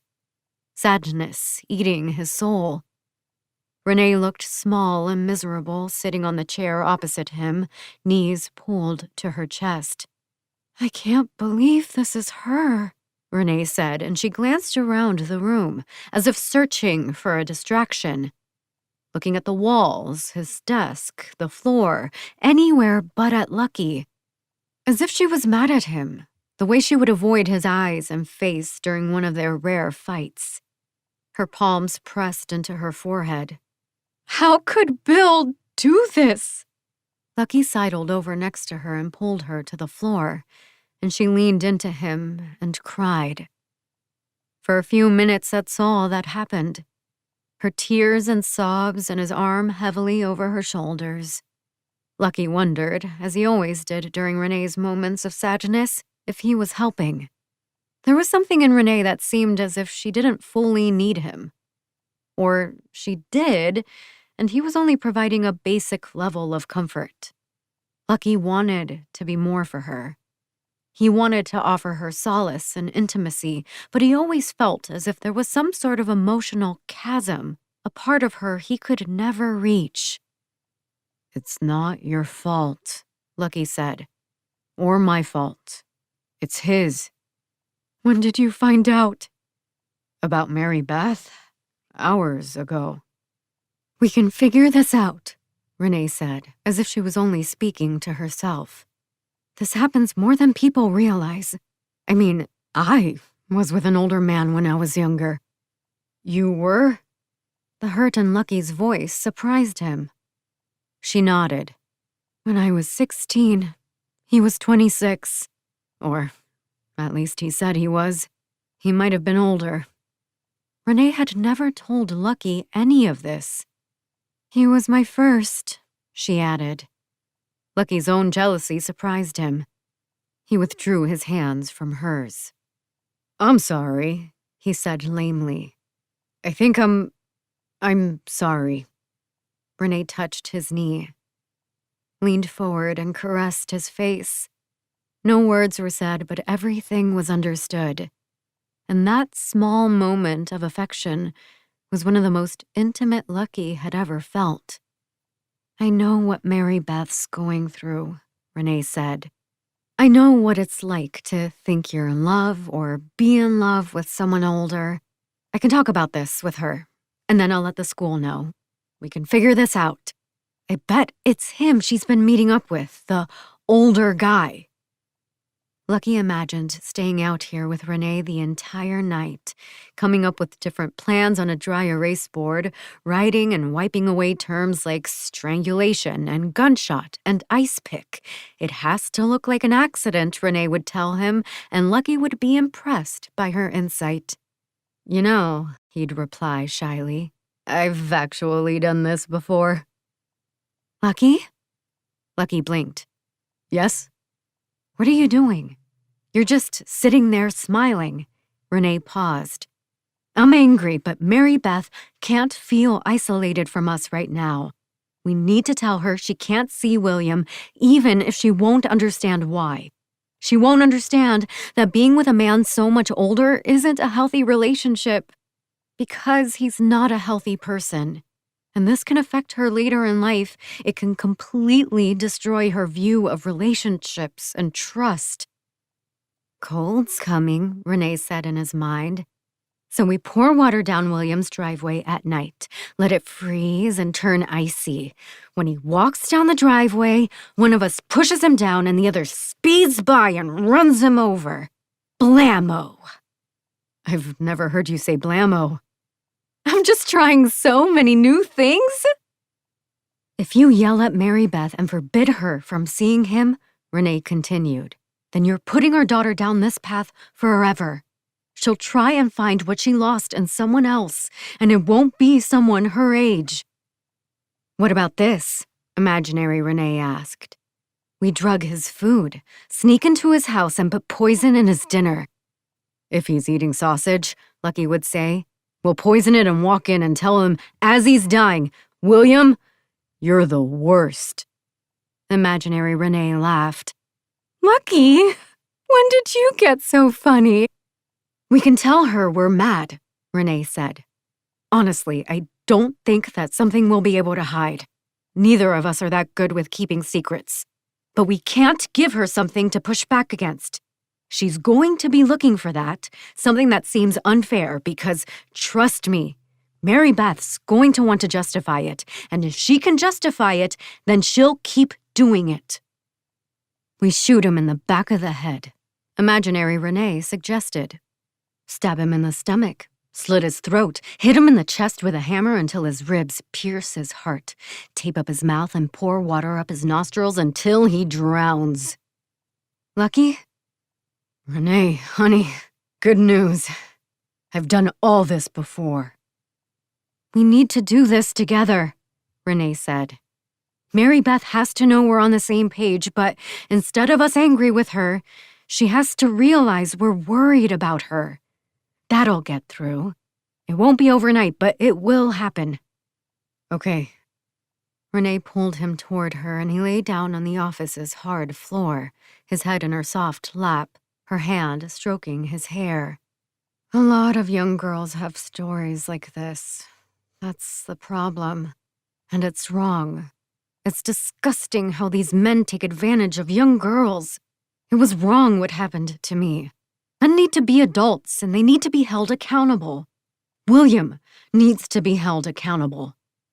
I promise you, Lucky said grimly. He will be.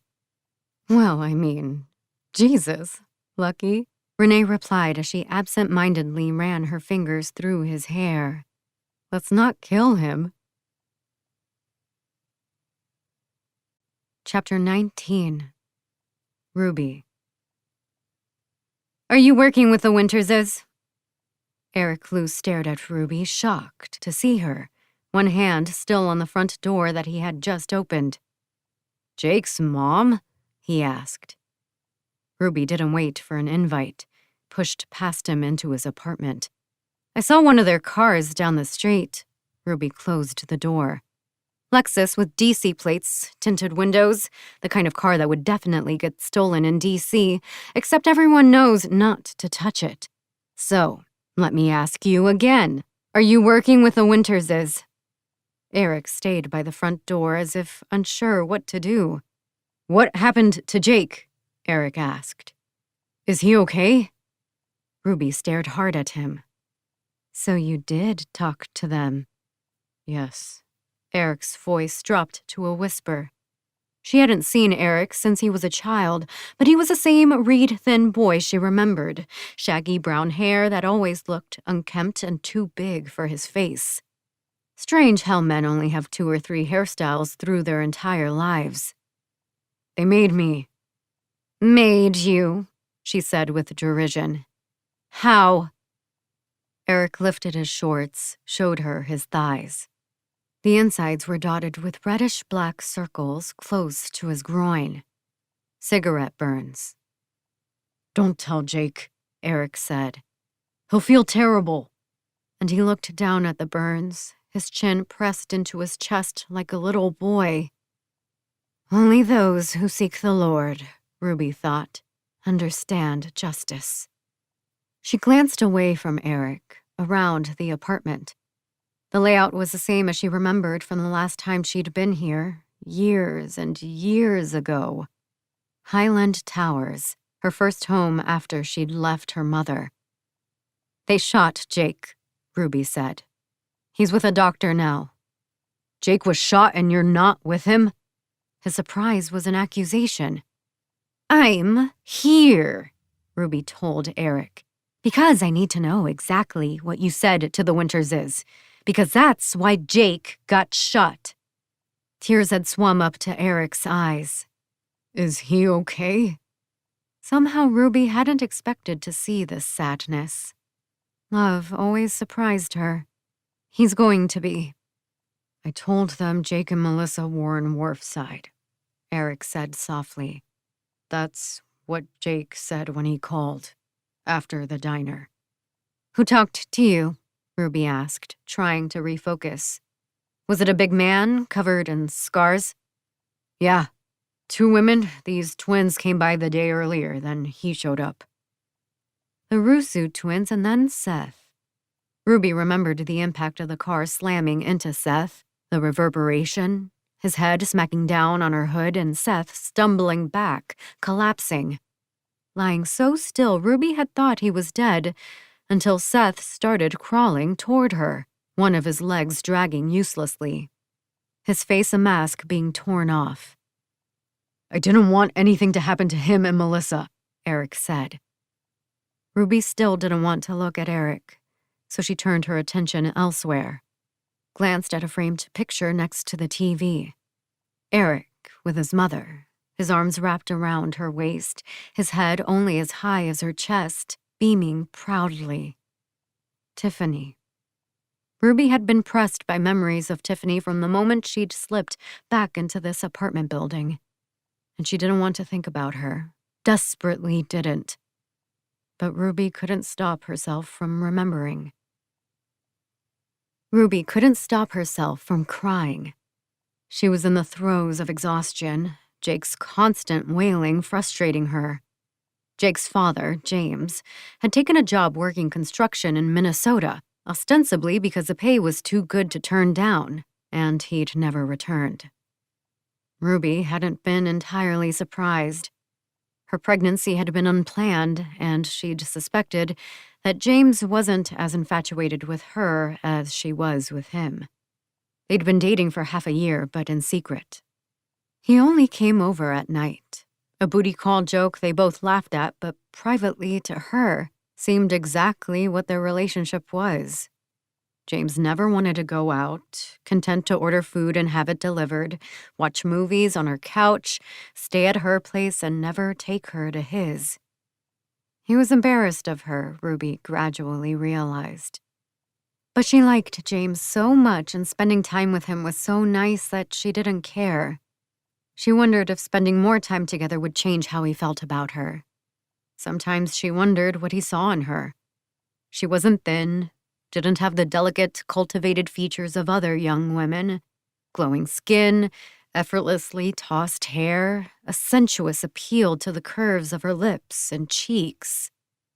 Instead, Ruby had always been overweight, with big hair meant to distract from her face, a face full of round features, cheeks pressed into her mouth, small eyes. She'd never had a serious boyfriend, and she didn't want to call James one either. At least, not to his face. But she couldn't help thinking of him that way. He wasn't pleased by her sudden pregnancy. A week of unsettling stops by her apartment and, once, an angry visit to her job at the DMV. Loud accusations of her getting pregnant on purpose, pushing her toward an abortion that she couldn't bring herself to do. His disbelief that this could have happened, even though James despised condoms and she'd never insisted. Urges for her to test herself over and over, sometimes while James watched, the humiliation of urinating in front of him while he glared. When he told her about the new job and his move across country, Ruby wasn't surprised. Or by then, disappointed. And so Ruby found herself alone and overwhelmed, living in this building, her small apartment filled with unwashed clothes and boxes of cheap diapers and small plastic bottles and containers with mismatched tops. James sent money for the first 2 months, but he never met his son, and the money soon stopped. Ruby was holding the framed photo of Eric with his mother, one of her thumbs absent-mindedly rubbing a smudge off the glass over Tiffany's face. She quickly placed the frame back. Eric was saying something. "You're not going to tell me where Jake is?" he asked desperately. "You won't take me there? I need to see him." "I can't," Ruby said. But she wasn't sure if he heard her. The situation had changed. She was no longer in control emotionally or morally. Sins carry more weight than wounds. She was at the breaking point, crying every day, lying in bed while 5-month-old Jake screamed in the living room when she heard someone walk into her apartment. "Hello?" a woman asked. Ruby dried her eyes. "Do you need help?" Ruby pulled herself out of bed, peered into the living room. A woman she didn't know but recognized stood in the doorway. Jake had stopped crying and was grabbing the bars of his crib and staring at the stranger. "I'm Tiffany," the woman said. "From down the hall? I heard crying." "Mine or his?" Tiffany smiled, but it hadn't been a joke. "May I?" she asked and pointed at Jake. "Okay." Tiffany held Jake and he quieted. A few whimpers, but the screams were gone. Tiffany had a child as well, a 1-year-old named Eric, which seemed to Ruby a wondrous distance from having an infant. The two women became instant friends, constants in each other's apartments. Both women were single mothers of only children. Both were under 30, Tiffany 25 and Ruby 23. Both had been left by the fathers of their children. Tiffany's family lived down south and was well off and sent her money, enough so Tiffany could be a full-time caregiver to her child while they begged her to return home. But they'd never accepted her boyfriend, Tiffany explained. Couldn't abide her having a child with someone Asian and had really only started talking with her after he left. Ruby could see her resentment, although she couldn't help but notice that Tiffany still accepted the money they sent. Not that she judged her for it. Ruby wished she had family. Except for Jake. She'd been completely alone since James had vanished. But with Tiffany, Ruby was able to manage stress without feeling overwhelmed, able to enjoy motherhood despite its complications. Able to do it without being alone.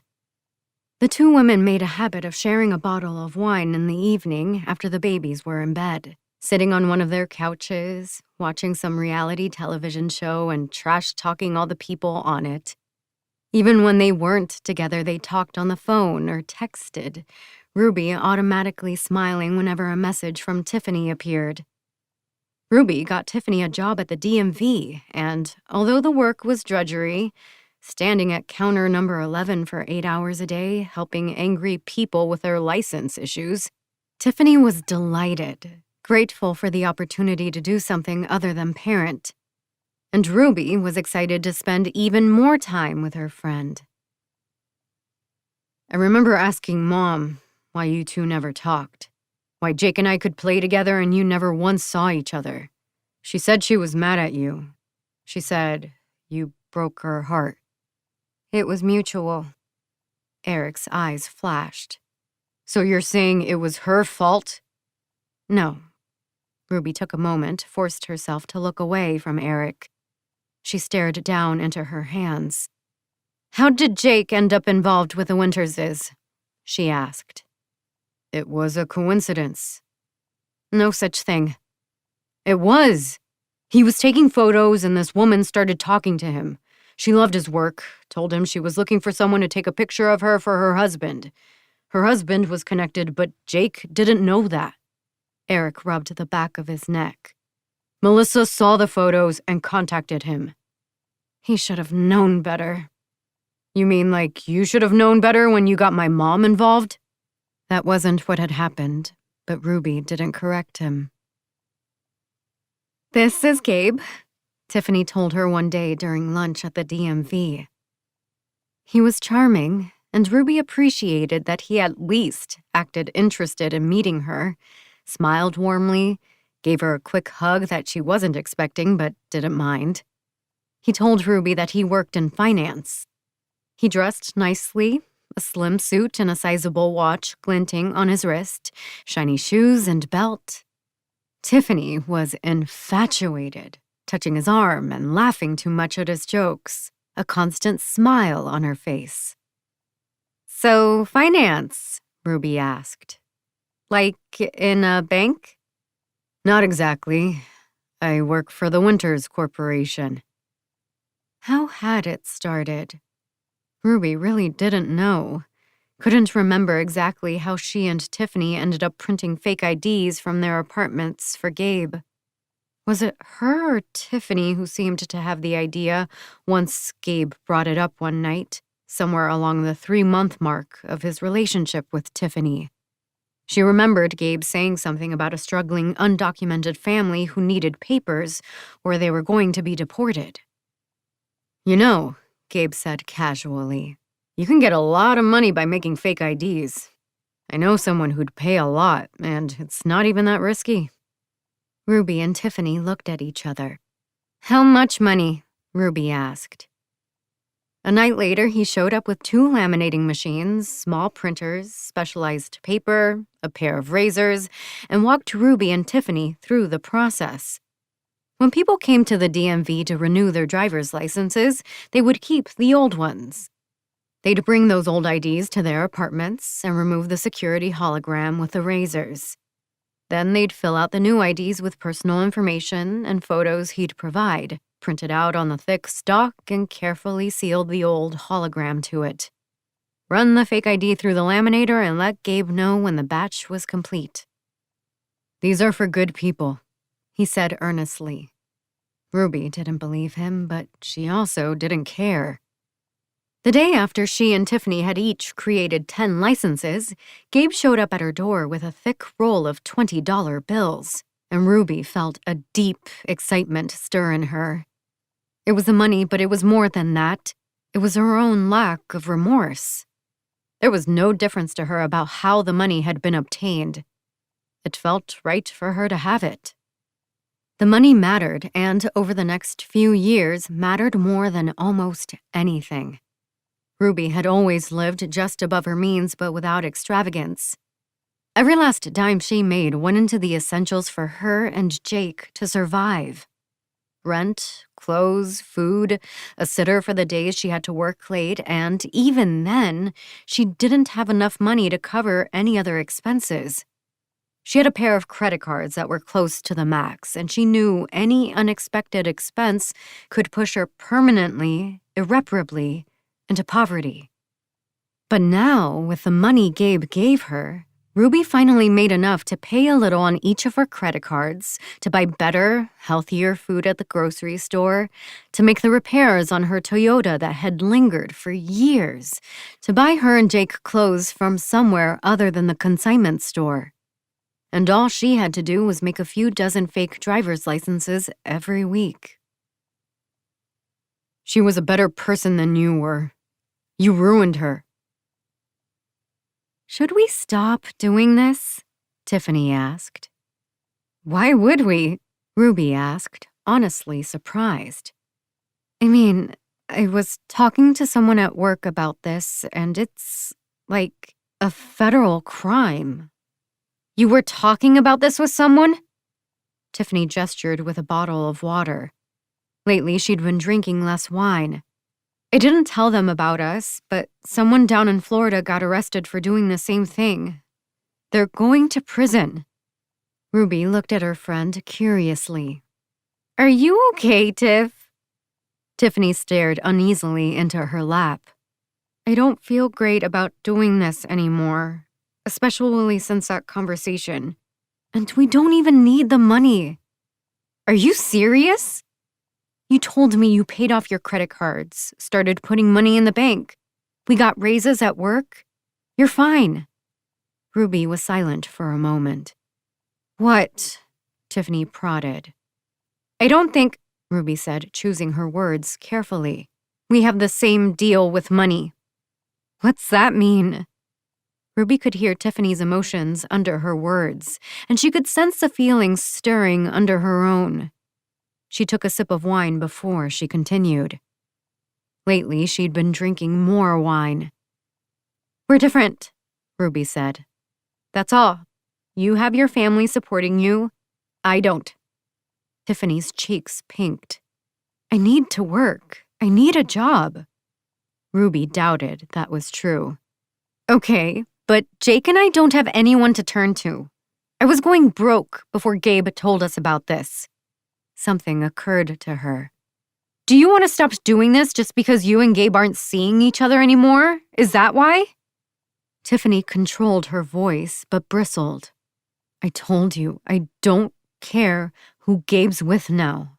I just don't see what the big deal is with stopping, or why you want me to keep breaking the law. If you want to keep doing this, you can do it alone. I don't care about being alone. It felt like a long time before either woman spoke again. I should go, Tiffany eventually said, and she stood. You were never there for anyone but yourself. I was there for Jake. Always, even after he left. He didn't think so. Ruby walked over to the front door, broken by the truth in Eric's words. It had been a mistake to come, to seek repentance without confession. A few weeks later, Tiffany was assigned to a different DMV in Fairfax.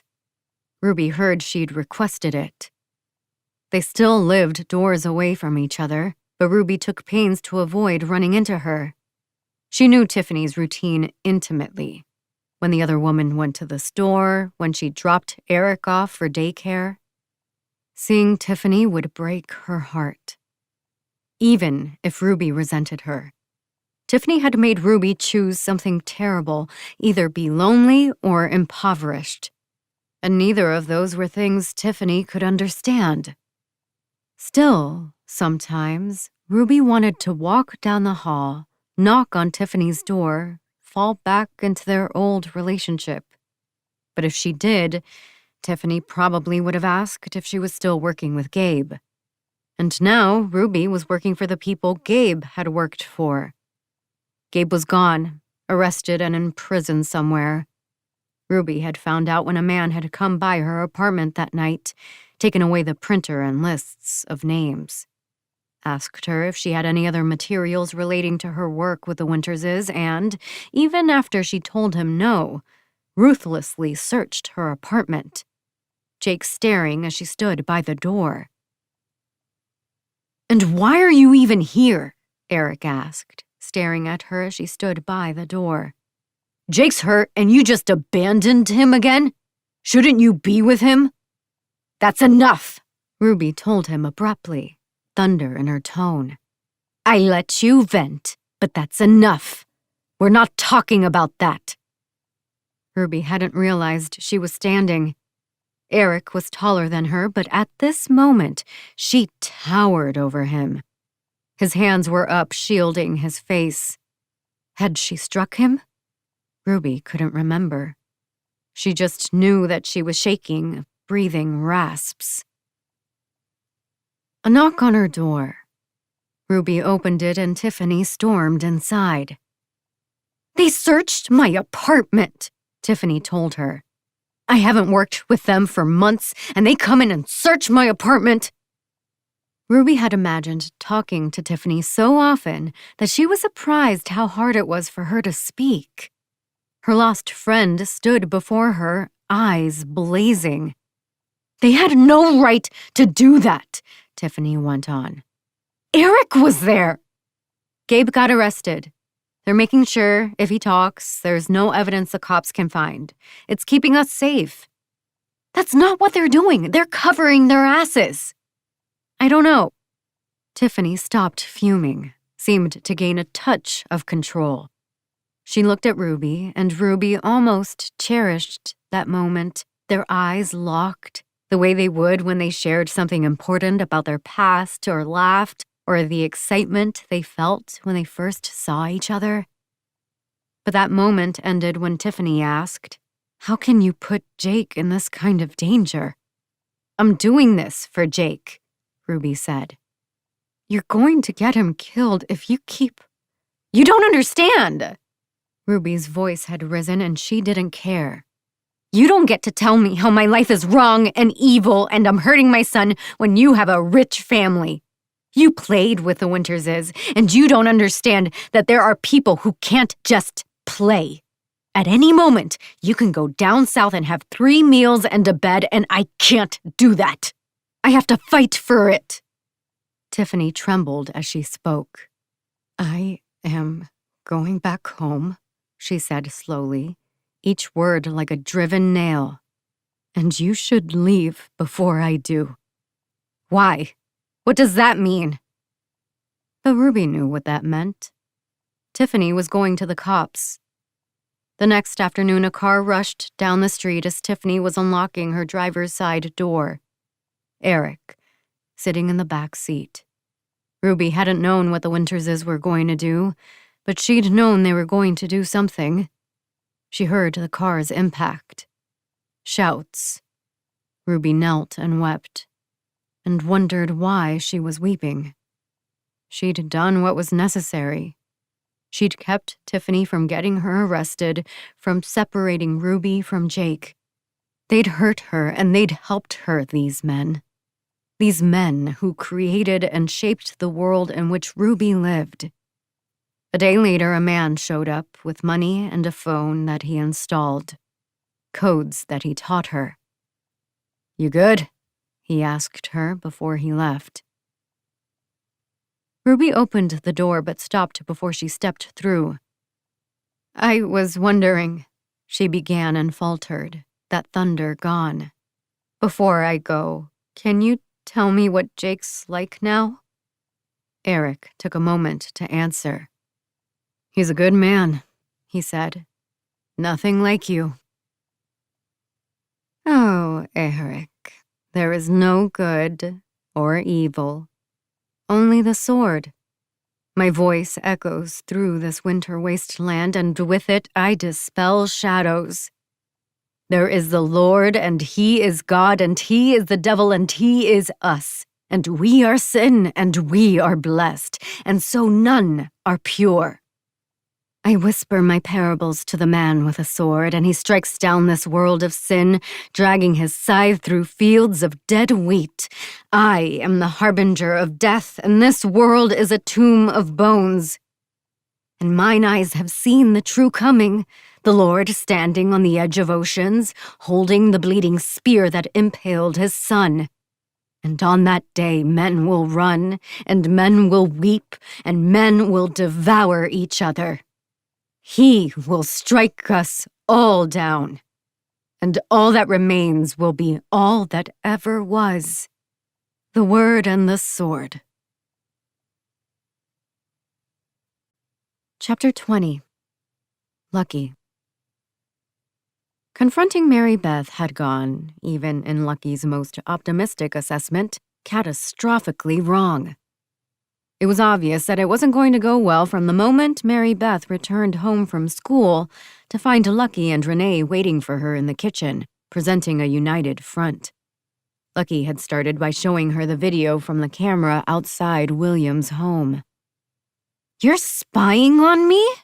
Mary Beth asked, incredulous. "Yeah, I wouldn't have opened with that," Renee murmured. Lucky realized his mistake. This was a tactic he used when questioning people, presenting them with their guilt to throw them off balance for the remainder of the interrogation. That hadn't been the right approach with Mary Beth. "What the hell, Dad?" she'd asked and turned to Renee. "Did you know about this?" "We were worried about you," Renee said. "When your father thought you might be seeing William, he put a camera outside his house to make sure." "That's an invasion of privacy." "How?" Lucky asked. "You can't just stalk someone." "It's legal to install a camera or any sort of non-intrusive monitoring device outside of a residential property," Lucky explained, "provided that a reasonable sense of privacy isn't inhibited." "It's creepy that you know that," Mary Beth replied, and she turned to Renee. "Right, that's creepy." "A little," Renee admitted. "But that's not important. You can't keep seeing him." "Mom!" "I'm sorry." "William and I weren't even doing anything," Mary Beth fumed. "Just hanging out. We never even... He wanted to take it slow." "I don't believe that," Lucky said. "Oh, fuck off, Dad." Silence hit the room.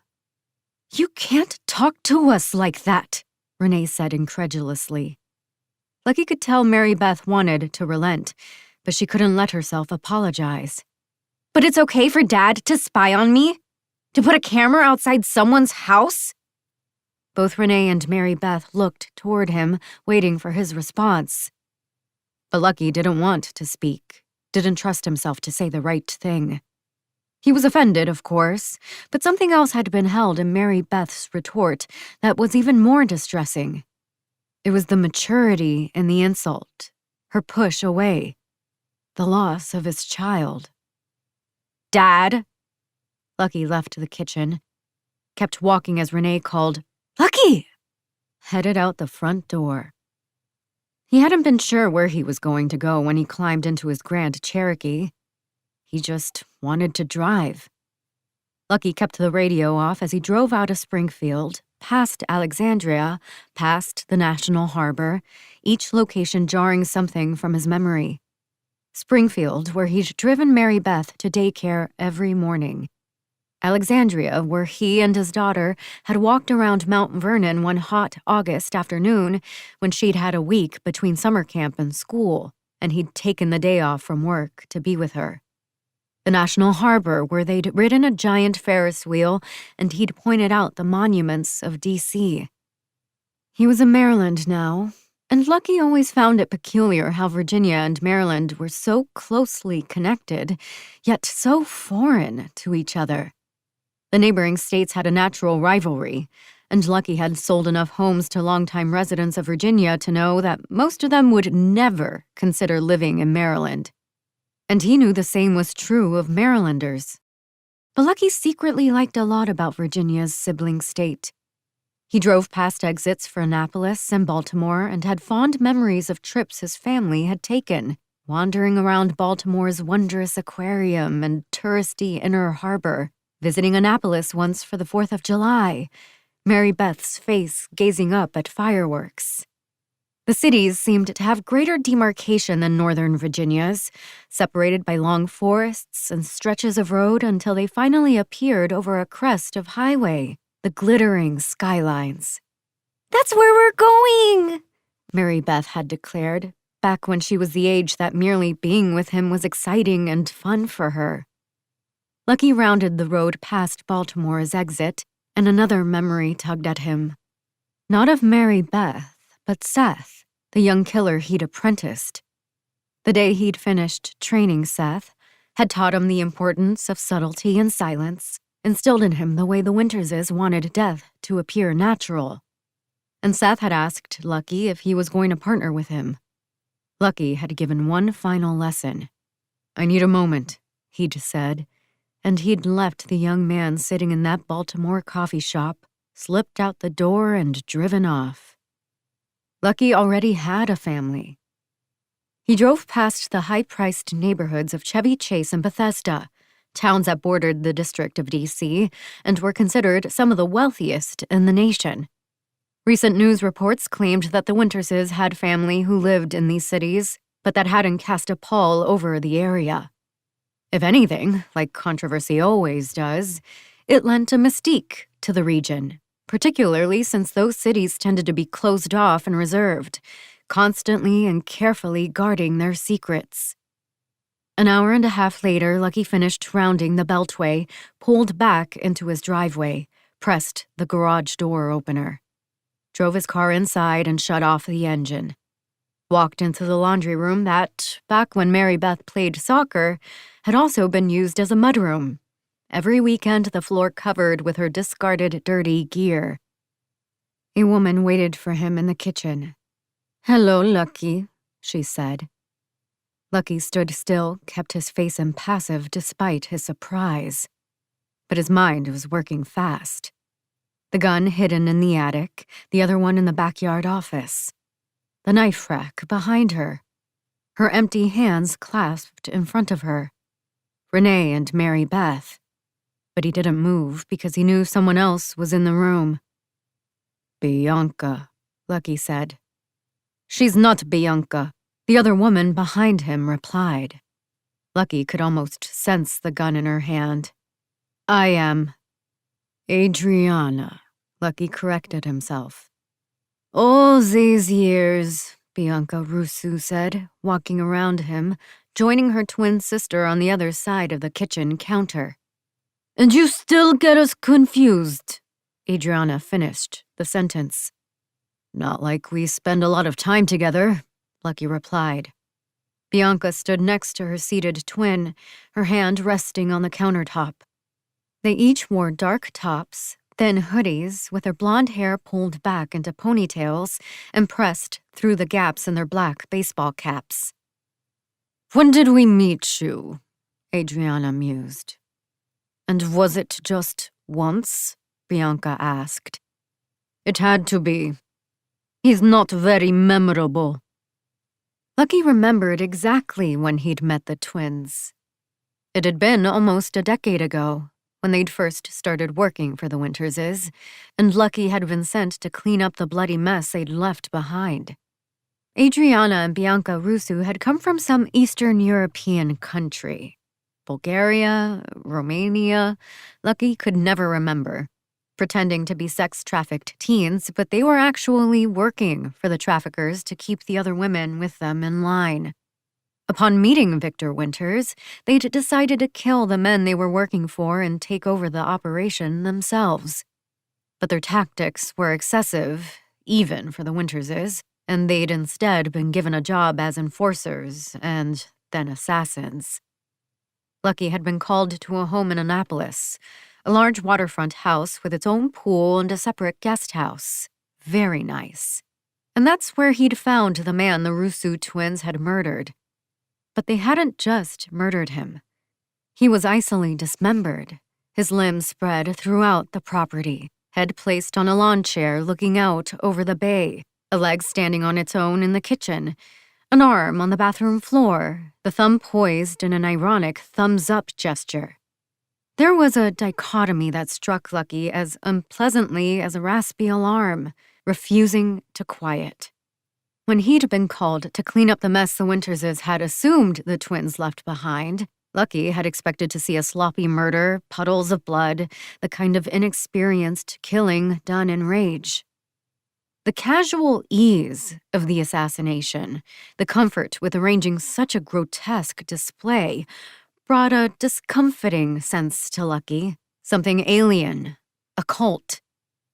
He wondered if his distress was because the killers were young women, since women were rare in this line of work. Most killers were men, as were most criminals. The notion that women had begun to descend to this base violence was, in some ways, distasteful to Lucky. Or perhaps he was bothered because the Winterses had assumed he could handle the crime scene, which Lucky had witnessed as he walked through the house, which meant he could understand it. He didn't like thinking about that. Lucky had met the twins on his last trip out of the house, lugging a plastic bag of towels and limbs, the sisters waiting by his car. He hadn't been surprised. For some reason, it was almost as if he'd expected them to show up. It was in Annapolis, Lucky said now. Your first job. It wasn't our first. You have a nice house. We loved the closets. And the finished basement. Lucky knew what they were implying, understood the threat. They'd gone through every inch of his house, were aware of his secrets. The Rusu twins were better at this than he was, Lucky grudgingly realized. They'd gotten the drop on him, kept him off balance, were probably weighing his death as they spoke. The rumor that infatuated most people about the killing of Victor Winters was the idea of a secret vigilante. Privately, Lucky had always wondered if that vigilante had been the Rusu twins, one or both of them, dressed in some disguise, perhaps acting on behalf of someone else. I've always wanted to ask you, Lucky said in an effort to distract them, but also genuinely curious. Do you know who murdered Victor Winters? For once, the twins were silent. Some people say it was a vigilante, he went on. And if it was, it would have to be someone good. Someone who knew how to break into a house belonging to a dangerous person and surprise him. Was it you? Adriana asked. Is that what you're saying? Bianca went on. Lucky was taken aback. I thought it was you, he said. Victor gave us our lives, Bianca replied. Adriana shook her head as she spoke. We'd never take his. It wasn't me, Lucky said. I don't like the idea of someone out there, Adriana said. Someone who I think. Someone better than us, her sister finished quietly. A disturbed silence, confidence shaken loose. Lucky didn't like thinking about that either. In your backyard office, Bianca said, and she cleared her throat. There's a loose board in the floor. She's right, Adriana replied. The twins were letting him know they'd gone through his backyard office, searched his entire house, found his weapons, reasserting themselves. This house has all sorts of spots that need to be touched up, Lucky replied, hinting he had more weapons. He hoped they couldn't tell he was exaggerating. The truth is, Adriana said, we don't want to stay long. All we really need, from Bianca, is an address. Whose? Lucky asked, although he knew exactly what they wanted. He tried to keep his face blank, unexpressive, despite his worry that he had no weapon nearby. And despite how their shared cadence, like two smiling demons strumming a single harp, plucked his nerves. Your old friend, Ruby Smith. We found out Jake is her son. Lucky nodded. A lot of people looking for Ruby right now. I'm one of them. Bianca's hand shifted behind the counter. We'd like to find her first, Adriana said. You heard about Seth? Bianca asked her sister. He's in the hospital. Not expected to recover any time soon. That means there's one less person looking. One less chance of someone taking our reward. Less is good. The way they passed words back and forth was mesmerizing, drawing him in, sirens luring Lucky's ship toward submerged stones. Somehow he had to change course. If Jake and Melissa are with Ruby, then Ruby could take them and disappear, Lucky said.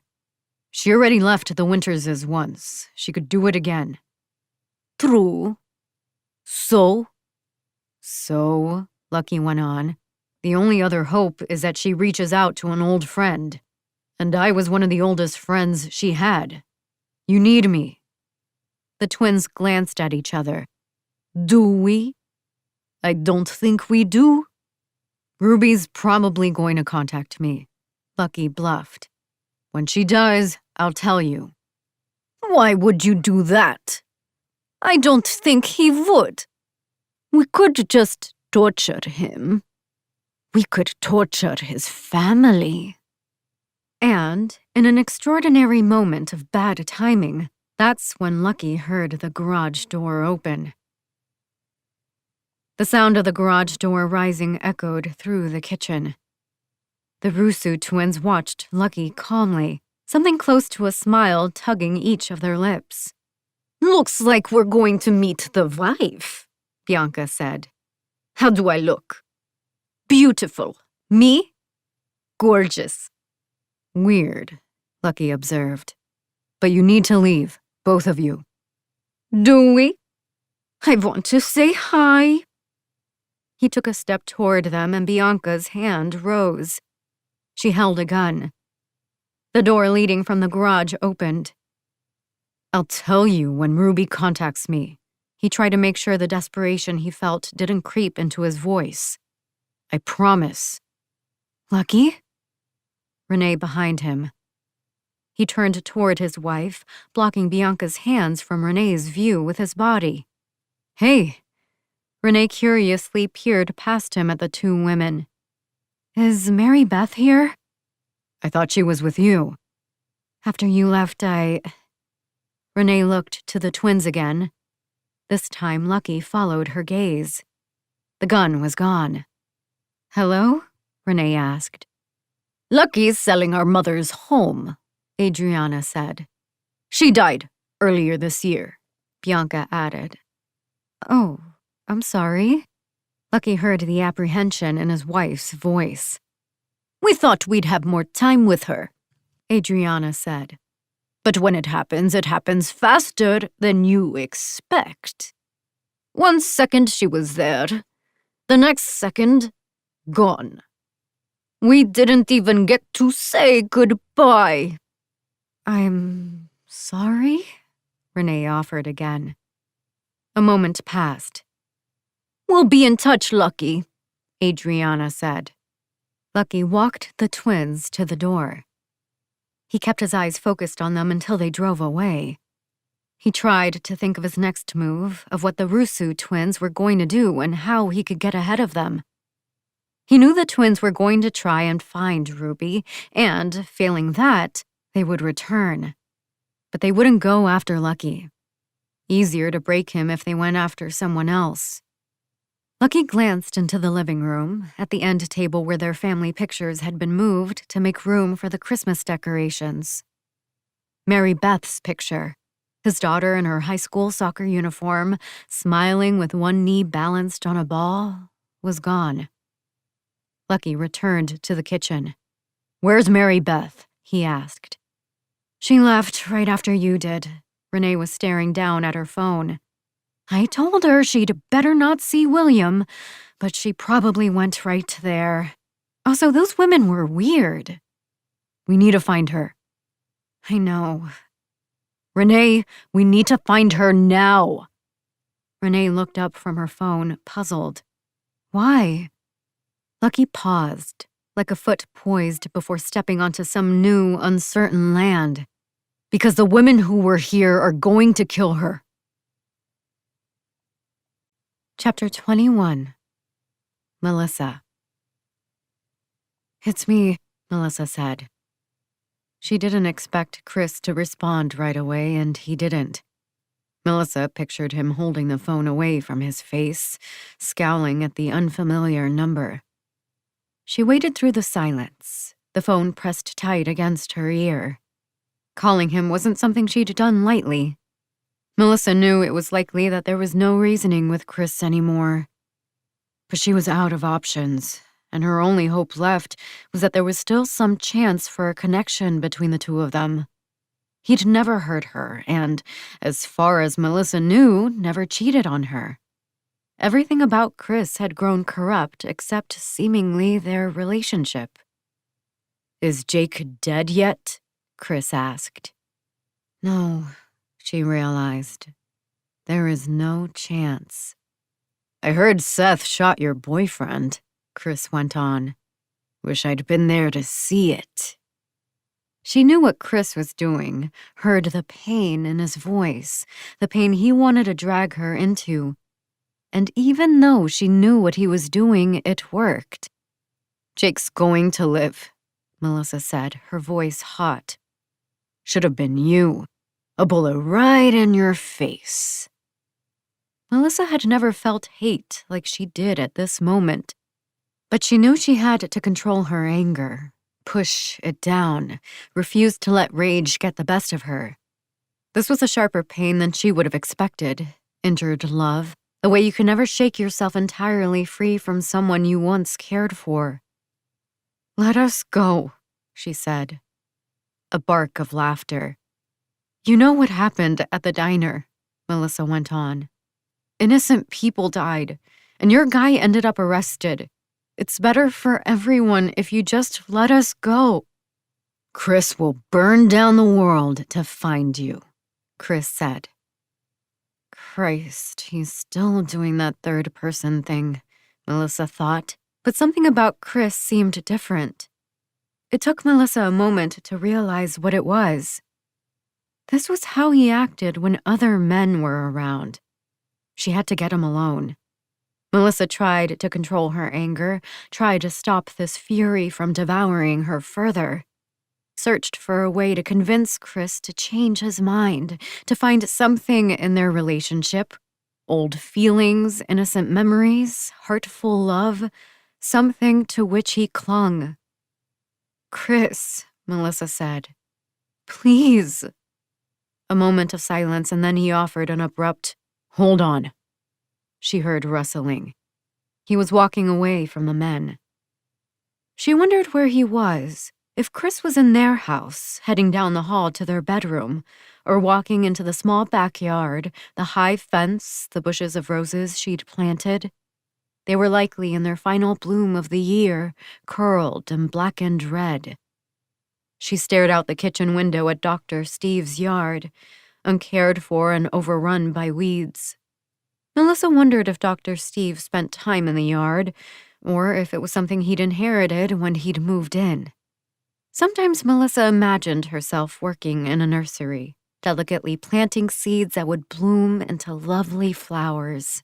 Lilies with their long petals, stark whites and dramatic reds, straining pistils, tender tall yellow daffodils, bashful toward the sun, their long necks bent. Cups of tulips, insistently firm, their heads tightly wound together, as if they only released on their own terms, keeping their beauty to themselves. It was like the brief fantasy she'd entertained in Wharfside of a quiet country life dominated by routine, the simplicity of happiness. Back. The little word was a sharp reminder of Chris, how he always returned to a call or text with a quick back. Chris sounded different now, and Melissa knew it was because he was alone. She was certain that ever since she'd left, Chris had spent all his time in the company of men. He hated being alone, which, at first, she'd found sweet, his desire to be with her. It wasn't possessive or overbearing, just an eagerness to share experiences, the way new relationships happily occupy the entirety of each partner's time. But Melissa noticed, after months had passed, that there was something desperate to it. Once she took a trip to Florida to visit a cousin from Panama who had moved to Orlando, stayed for a week to help her get settled and adjusted to American life. Chris was miserable during the week, calling Melissa constantly, sometimes just sitting on the phone in silence. Especially when he detected her joy. The way she and her cousin couldn't stop laughing, how her cousin spoke in rapid Spanish and Melissa was getting better at replying.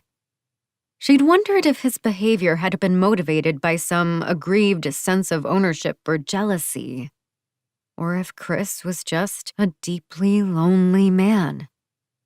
"You're not going to let us go, are you?" "No." "I'm sorry," she told him. "I'm sorry about everything happening the way it did, but I don't want anyone to get hurt anymore." Chris made a weird sound, a mix of a laugh, surprise, and the sarcasm of a snort.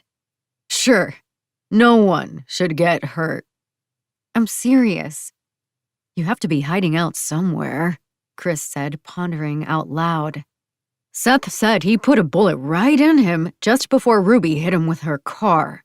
You're not in a hospital, so where are you?"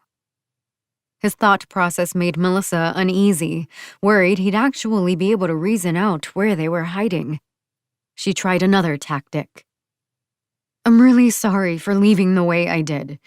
It's just that last year, we were so different and apart. I thought you could tell. I thought you were happy." "Happy? I was terrified. You'd changed so much." "You're the one who changed. Left me for some photographer." You broke my heart," Chris was whispering, either because he was trying to control his emotions or because he didn't want to be overheard.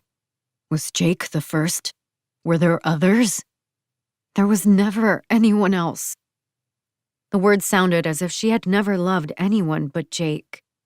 Melissa didn't know what to say to correct that and wasn't sure if she should. "What does he—" Chris stopped speaking, his voice tight when he resumed. "What do you like about him?" "I don't want to talk about him. I want to talk about us." The latter sentence felt too intimate, as if there was still an us to return to. "Maybe we were apart this last year," Chris went on as if he hadn't heard her. "Maybe I was becoming someone you weren't sure about. Maybe you were scared. I get that." She waited for him to continue. But I was scared, too. Why do you think I stayed away from my family back when we were first together? Why do you think it took me so long to join up with them? I know. I needed you. Knowing you were there for me, knowing I had you in my life. My family was one side, but it couldn't be my only side. Do you understand that? I needed you, Mel. That part's still there, Melissa said. She stared at Dr. Steve's dead garden outside under the sinking sun. His home was so isolated. Only one other house on the road, far in the distance, unseeable through the trees. I was so lonely back then, except for you. Chris's voice was filling with reproach. And I knew there was distance between us. I knew we needed to circle back, and I wanted to. But then he was in my house. He was with you. I'm sorry. And now you call Chris and ask him to forgive you? Melissa looked at the dead garden. There's no saving you, Chris told her. She hung up, a hand on her shoulder. Melissa turned, too shocked to make a sound, half expecting to see Chris behind her. But it was Eric, a messenger bag slung over his shoulder. Ruby was behind him, standing in the kitchen doorway. How's Jake? Eric asked, his voice breaking. Melissa saw his tears, felt them against her shoulder as she held him, as Eric apologized for what had happened to Jake and her, desperately apologized. Melissa held him and gazed at Ruby, trying to decipher the stoic, stony expression on the other woman's face. It was like peering into deep shadows and wondering what was about to emerge. Chapter 22. Lucky. What do you mean? Renee asked Lucky. Those women are going to kill Mary Beth. Lucky and his wife stared at each other. Follow me. Lucky briskly walked out of the kitchen. Lucky? Renee asked, but she followed him. Lucky had 1,000 thoughts swirling through his mind, like a pile of wind-blown leaves, but there was one he couldn't escape. This was the end. Everything was over. Every secret would be spilled, every element of his life changed. Everything he'd struggled to maintain would shatter. But he felt happy. Euphoric, even. In a way, Lucky said as he and Renee hurried up the stairs from the living room and toward their bedroom. This is a good thing. I'm sorry, what? The Rusu twins had left the hatch to the attic open. The retractable stairway unfolded. Lucky knew why. They wanted to complicate matters, hoped Renee would see the open stairs, discover his secrets. And that was fine. It was time. He felt a wonderful sense of relief at the thought of unburdening himself. Lucky was reminded of a conversation years ago with a neighbor who had been recently laid off from his long-time job, and that man's strange sense of peace when he'd shared this news with Lucky and Renee. They'd assumed, discussing it later, that he'd been deep in denial. But no, Lucky thought now. It was relief. Leaving a bad situation is always a good thing, regardless of the next uncertain step. He climbed the ladder. Renee, Lucky began decisively, I haven't felt right for a while. I was doing fine for so many years. It was like I had one secret part of my life, and you and Mary Beth were another, and I kept them separate, far away from each other. And that felt like the right thing to do. He could see the removed patch in the insulation that the Rusu twins had yanked away, his duffel bag inside. Lucky pulled out the bag.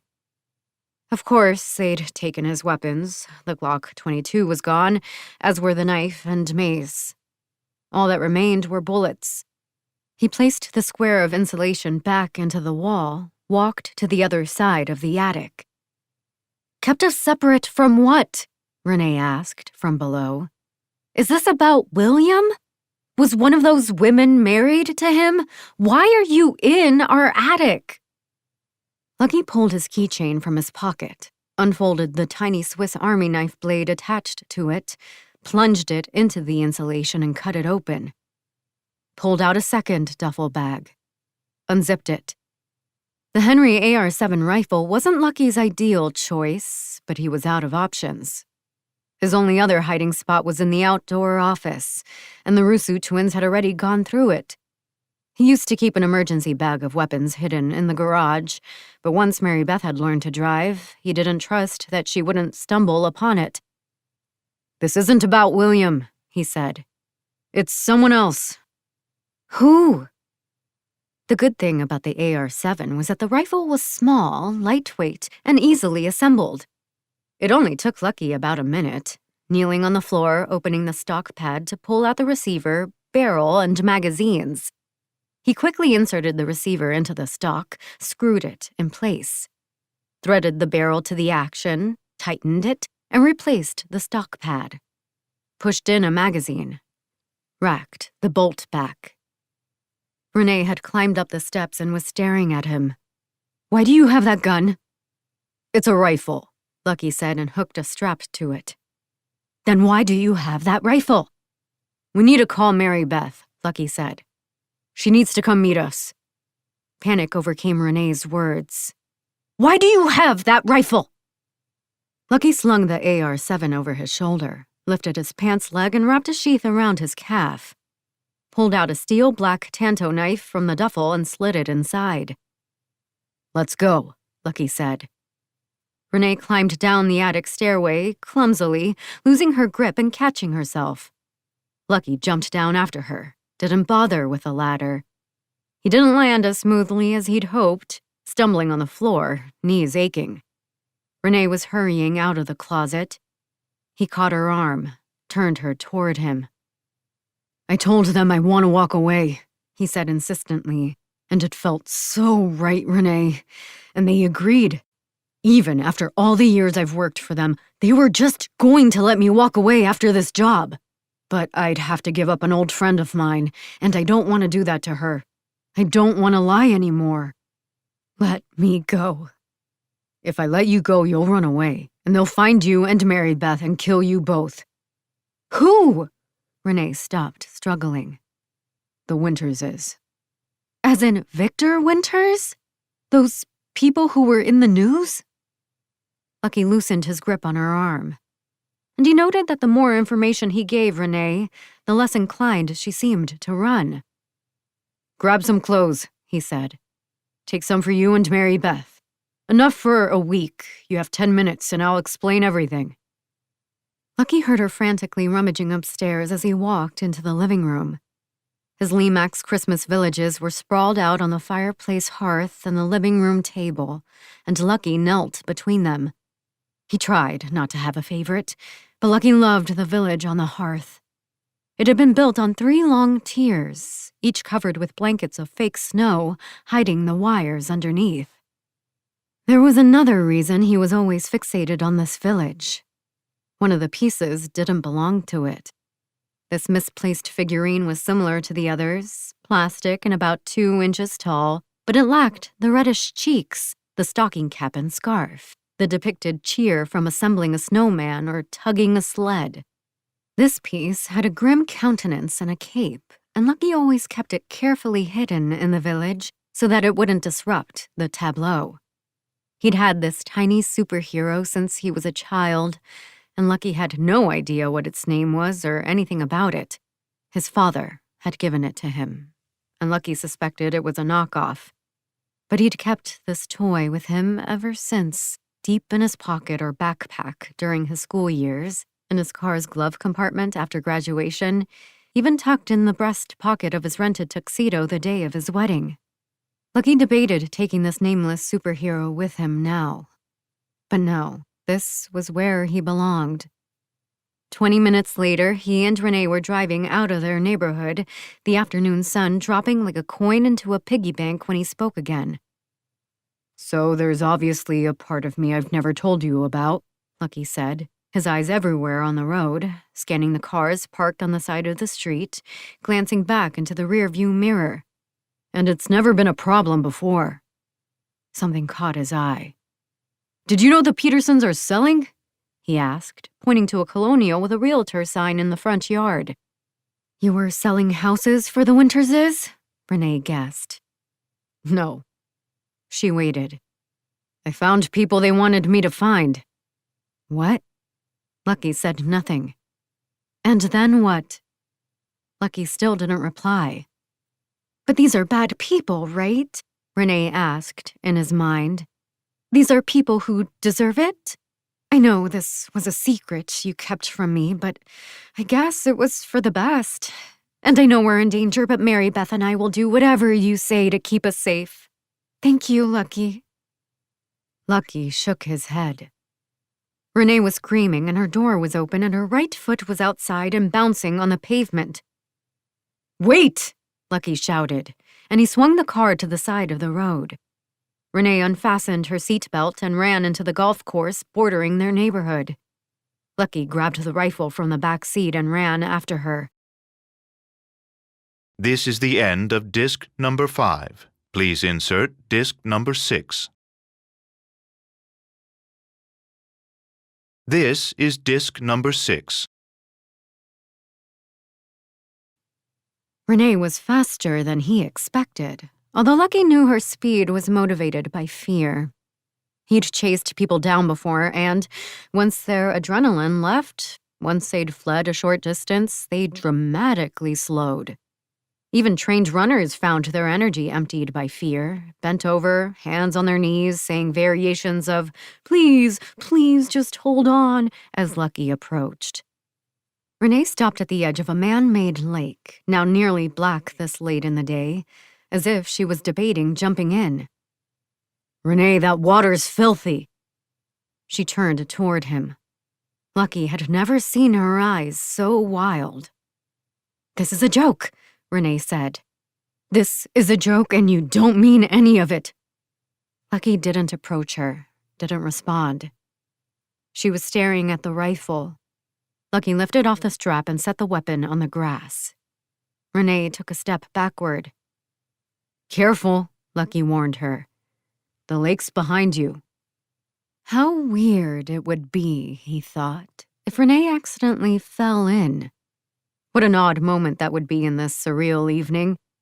Lucky imagined them discussing it years from now, laughing on the porch of a cabin. "I fell right in," Renee would exclaim, and Lucky would tease her and they'd laugh at her silliness. "This isn't true, is it?" Renee asked. He didn't respond. My God. Renee sat abruptly on the grass, her legs sticking out before her like roots that had been yanked from the ground. "I'm not asking you to forgive me," Lucky said. "All you have to do is believe me." "Why are they after you?"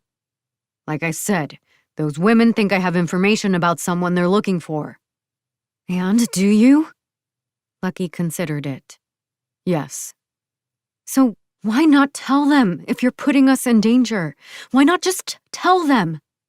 "Because they'll kill us if they don't need me, and because I can't do that to her." "Her?" Lucky detected the different note in Renee's voice, the one-word question that was on the verge of something deeper, like the tip of a spear protruding from a cave. And a part of him marveled that, even with what he was telling Renee and everything she was learning about him, his faithfulness to her still, in some way, mattered. "I met her when I started working for them, and I helped her when she left, because no one escapes when— I'm sorry, that's such a terrible slogan. She was a friend. Nothing more. I've never cheated on you." "I don't care about that right now," Renee said. "I know where she is, and she probably knows how to find who they're looking for.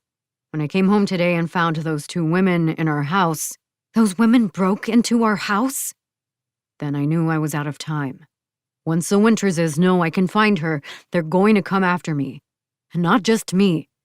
You and Mary Beth, too." Renee looked out over the darkening lake, but she didn't turn her face away completely, as if she had to keep watching him. "I never wanted to hurt you," Lucky told her quietly. "I just wanted to lie to you." "Ma'am, Are you okay? A stranger's voice. A man's voice. It came from somewhere behind him. Lucky guessed maybe 20 feet or so. The rifle was lying on the grass in front of him. The Henry AR-7 wasn't a very powerful rifle. It was mainly used for hunting small animals. Lucky kept it sentimentally.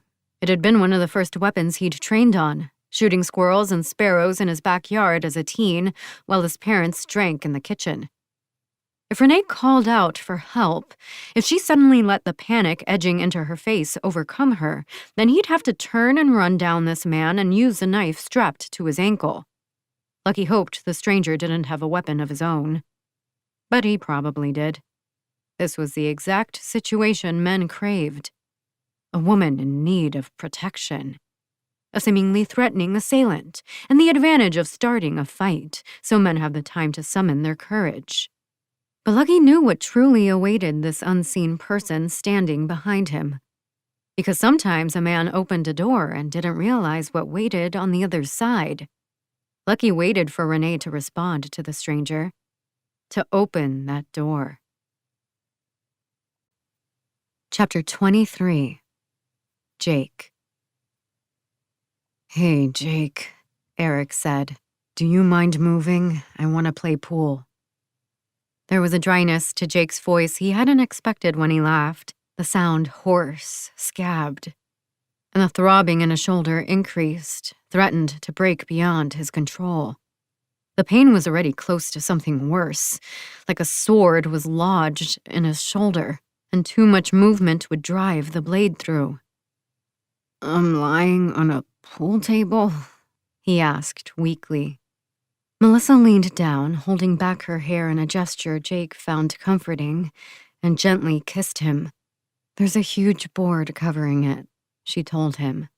"But it still looks more comfortable than that mattress you had." "I kept having these dreams," Jake said. "I couldn't wake up. I was here in this room, and I could hear people talking, but I couldn't wake up."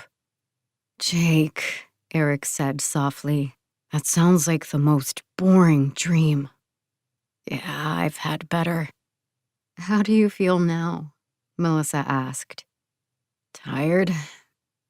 "I think Dr. Steve gave you a lot of meds," Melissa told Jake. "Since he doesn't have anesthesia, he went to get more." "What am I on?" Eric and Melissa looked at each other. "Morphine?" Melissa guessed. "Helium?" "We don't know drugs."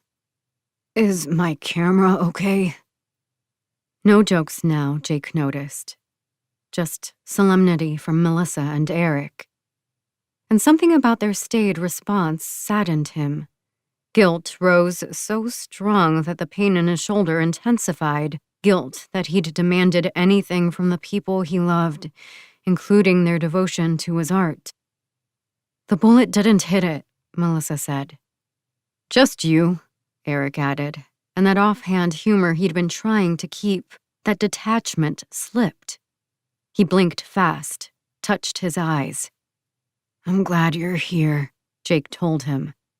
Eric looked like he wanted to say more, but stopped himself. "How'd you find us?" Jake asked. "I followed Ruby." Jake's arm jerked, and pain and worry flooded him. "Ruby's here?" He tried to rise, but the injury to his shoulder and Melissa's hand on his wrist kept him in place. "She came to see me," Eric said uncomfortably, "to ask about the Winterses. I told her what I told Melissa upstairs. That they made me talk, made me tell them about Warside. I'm sorry. I'm so sorry." Jake didn't care about that. "Is Ruby here now?" "She was," Melissa said. "I think she stepped out." "We need to go. You can't trust her." Melissa's hand hadn't left him. "She saved our lives." "We are leaving," Eric told him. "Tomorrow, we're going to head south or west, find a small town with a tiny hospital, get you patched up, and then figure out the best way to disappear from the Winterers." "I think it's Winterses," Melissa said. I don't trust Ruby, Jake said flatly. I don't. We need to go now. Eric and Melissa stayed silent. The harshness of his words hung in the air. Well, we can't leave right now, Melissa told him. Dr. Steve said he needs to take out the bullet. It's still in you. He's going to do it later today. He is? She nodded. That's why he's getting more drugs. Jake shifted, grimaced. Watch Ruby until then, he urged. Closely, please. We will, Melissa said, and her eyes met his. Jake couldn't look at Eric. He was too worried his expression might somehow reveal everything he knew, the truth he'd kept from his friend for years. The next time Jake woke, the pain was deeper, jagged, and Ruby was with him. Where's Melissa? Jake asked, alarmed. He struggled to sit up, but his shoulder hurt too much to allow him even that freedom. And Eric? They're upstairs. Ruby was perched on the stool Melissa had been sitting on, peering at him curiously. Why are you here? Jake's voice still held a rasp, but he didn't mind it now. It felt like spewing poison. Steve told me to come down. He said I should talk to you first. I'll be fine. You may not, Jake, Ruby told him, and now he noticed the redness in her eyes, the tightness around her mouth. The bullet's close to an artery. Steve's worried. Her words were like another weight on his chest, forcing him to stay in his place, and Jake hated this trapped feeling, impotency and agony that left him helpless on the table. But Steve's a good doctor, Ruby went on, as if she was trying to reassure both of them. That's what Victor always said.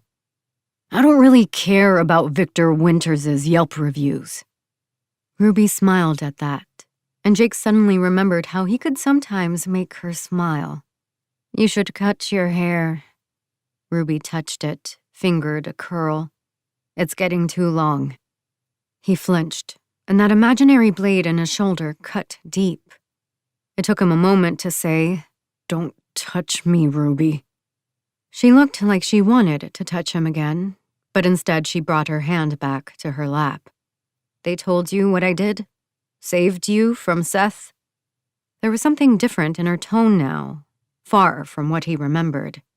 Are you still drinking? I am not. So you waited till I left. When you left, Ruby said slowly, that's when I knew I had to stop. I'd lost too much. I can't trust anything you tell me. I know why you're afraid. Ruby's voice dropped a tone. You're worried I'll tell Eric what I did, and he'll find out you knew. All this time. Jake didn't respond. I wouldn't do that to you. I had a dream, Jake said as a way of testing her. A lot of dreams. And in one of them I heard you shouting. Was that real? It was, Ruby assented. I was calling Melissa a whore. She's not a whore. All people are sinners, Jake. Are you still working for them? Jake studied her closely, his gaze searching her face like a metal detector scanning the ground. Her eyes met his. I stopped years ago. Their stares held until Jake and Ruby simultaneously let out small sighs and turned away. Jake was irritated that he'd had the same reaction as Ruby, even more annoyed that it seemed to make her happy. What? He asked huffily. Ruby quickly, gently ran her fingertips over his face. You're still my boy, she told him. And then she left. Jake watched her trudge up the stairs like a heavy axe slowly being lifted. Chapter 24. Lucky. Lucky felt good. No, he felt wonderful. A burden was swept off his shoulders, and he hadn't realized its full weight.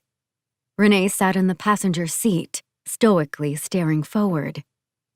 She'd held her tongue on the golf course. "I'm fine," she'd called back to the concerned man watching them. "We're just talking. He's my husband." And Lucky had known with those 3 short sentences that there was a way forward for their relationship.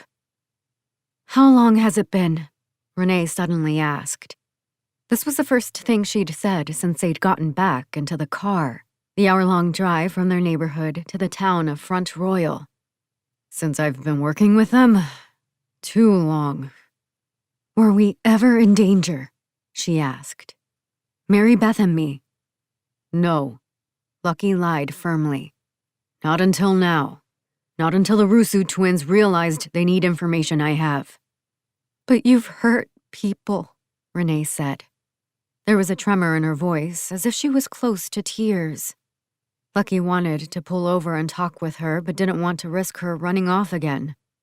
"I did, but I'm done with that," Lucky told her earnestly. "I'll never do it again." A quiet, "Okay." This moment felt like a fresh start. "I can get all this straightened out," he assured her. "I'll fix it and leave the Winterses. We can get back to normal." Renee didn't respond. They drove on in relative silence. Lucky tried to talk with her about Mary Beth's outburst, the anger he'd felt toward William McKenna, hoping to find ground on which they could commiserate. But Renee barely responded aside from an occasional murmur. Lucky decided to stop talking and enjoy the drive. The sprawling suburbs of Northern Virginia were left behind, and blue-gray mountains appeared in the distance, like rumpled bedcovers. They drove into Front Royal, the small town at the base of the Blue Ridge Mountains, a mix of homes and stores fashioned from homes and ramshackle small buildings made up of weathered boards. The roads narrowed and curved, and Lucky had the same sensation he'd had last time he'd driven here years ago. The feeling that he was approaching the mountains without realizing he was already in them. They were close to the cabin when Lucky realized Renee was crying, and he pulled the Jeep over and tried to comfort her with an embrace. But Renee pushed away from him and screamed. Lucky lifted his hands, settled back into his seat. Okay, he said and restarted the engine. "Not ready for a hug, I get it." But that was the only outburst, which Lucky considered a win. He had never known what would happen if Renee learned the truth of his other life, but he'd assumed it would take weeks, months, maybe years of work to repair their marriage. 2 outbursts in an hour, both of which she'd calmed down from, were far better than he'd expected. Lucky parked the car, hurried around to her door to open it, a chivalry he regretted not practicing more. "You'll be safe here," Lucky told her. Renee stood behind him next to the cabin's door, looking around at the dusty furniture illuminated by faint sunlight through smudged windows. The cabin was small, nothing more than a rectangular living room, an adjoining room for a bedroom, another for a bath. "One of my clients had this place, and his daughter inherited it after he died. But the daughter is married and living in Europe, and she and her family never come here." "Did you kill the owners and take it?" "What?" She just looked at him. "No!" Renee made a non-committal sound, moved away, touched the top of a couch. "It's only a little dirty," Lucky assured her, "but you only need to stay here for a night or 2. I texted Mary Beth and she's on her way. I'm going to fix everything. You'll see." Renee nodded. "When Mary Beth comes, you can take the car to town to get food, but I wouldn't spend too much time in public. Don't use any credit cards and delete all the apps with location tracking in your phones. Social media, family trackers, all of it. This area is pretty empty this time of year, but you two still shouldn't be seen. If you do go into town and you think you're being followed, make sure Mary Beth is safe and try to lead the pursuer away. Do you want my gun? No? Okay, no gun. But once you lead the pursuer away, make a scene. Scream or yell. That will likely drive whoever it is off, but don't stay around until the police arrive. Remember that the police work for them. Not all the cops, but enough. If you're here with Mary Beth and you see someone approaching the cabin, make sure the doors and windows are locked. They'll break through the window, but there are knives in the kitchen. Stand by the side of the window and, when they're trying to come in, use the knives to keep them out. If they do climb in, slash them and run for the door. Remember, you want to slash, not stab. It's too easy for a knife to get lodged in muscle or bone. Slashing has a better chance of severing an artery. Keep the lights off at night, the noise low in daytime, and the curtains always closed. Don't watch television together because one of you needs to hear what's happening outside. At night, don't look directly at a light because it's hard to see if you need to quickly look away. Always move quickly, inside and outside.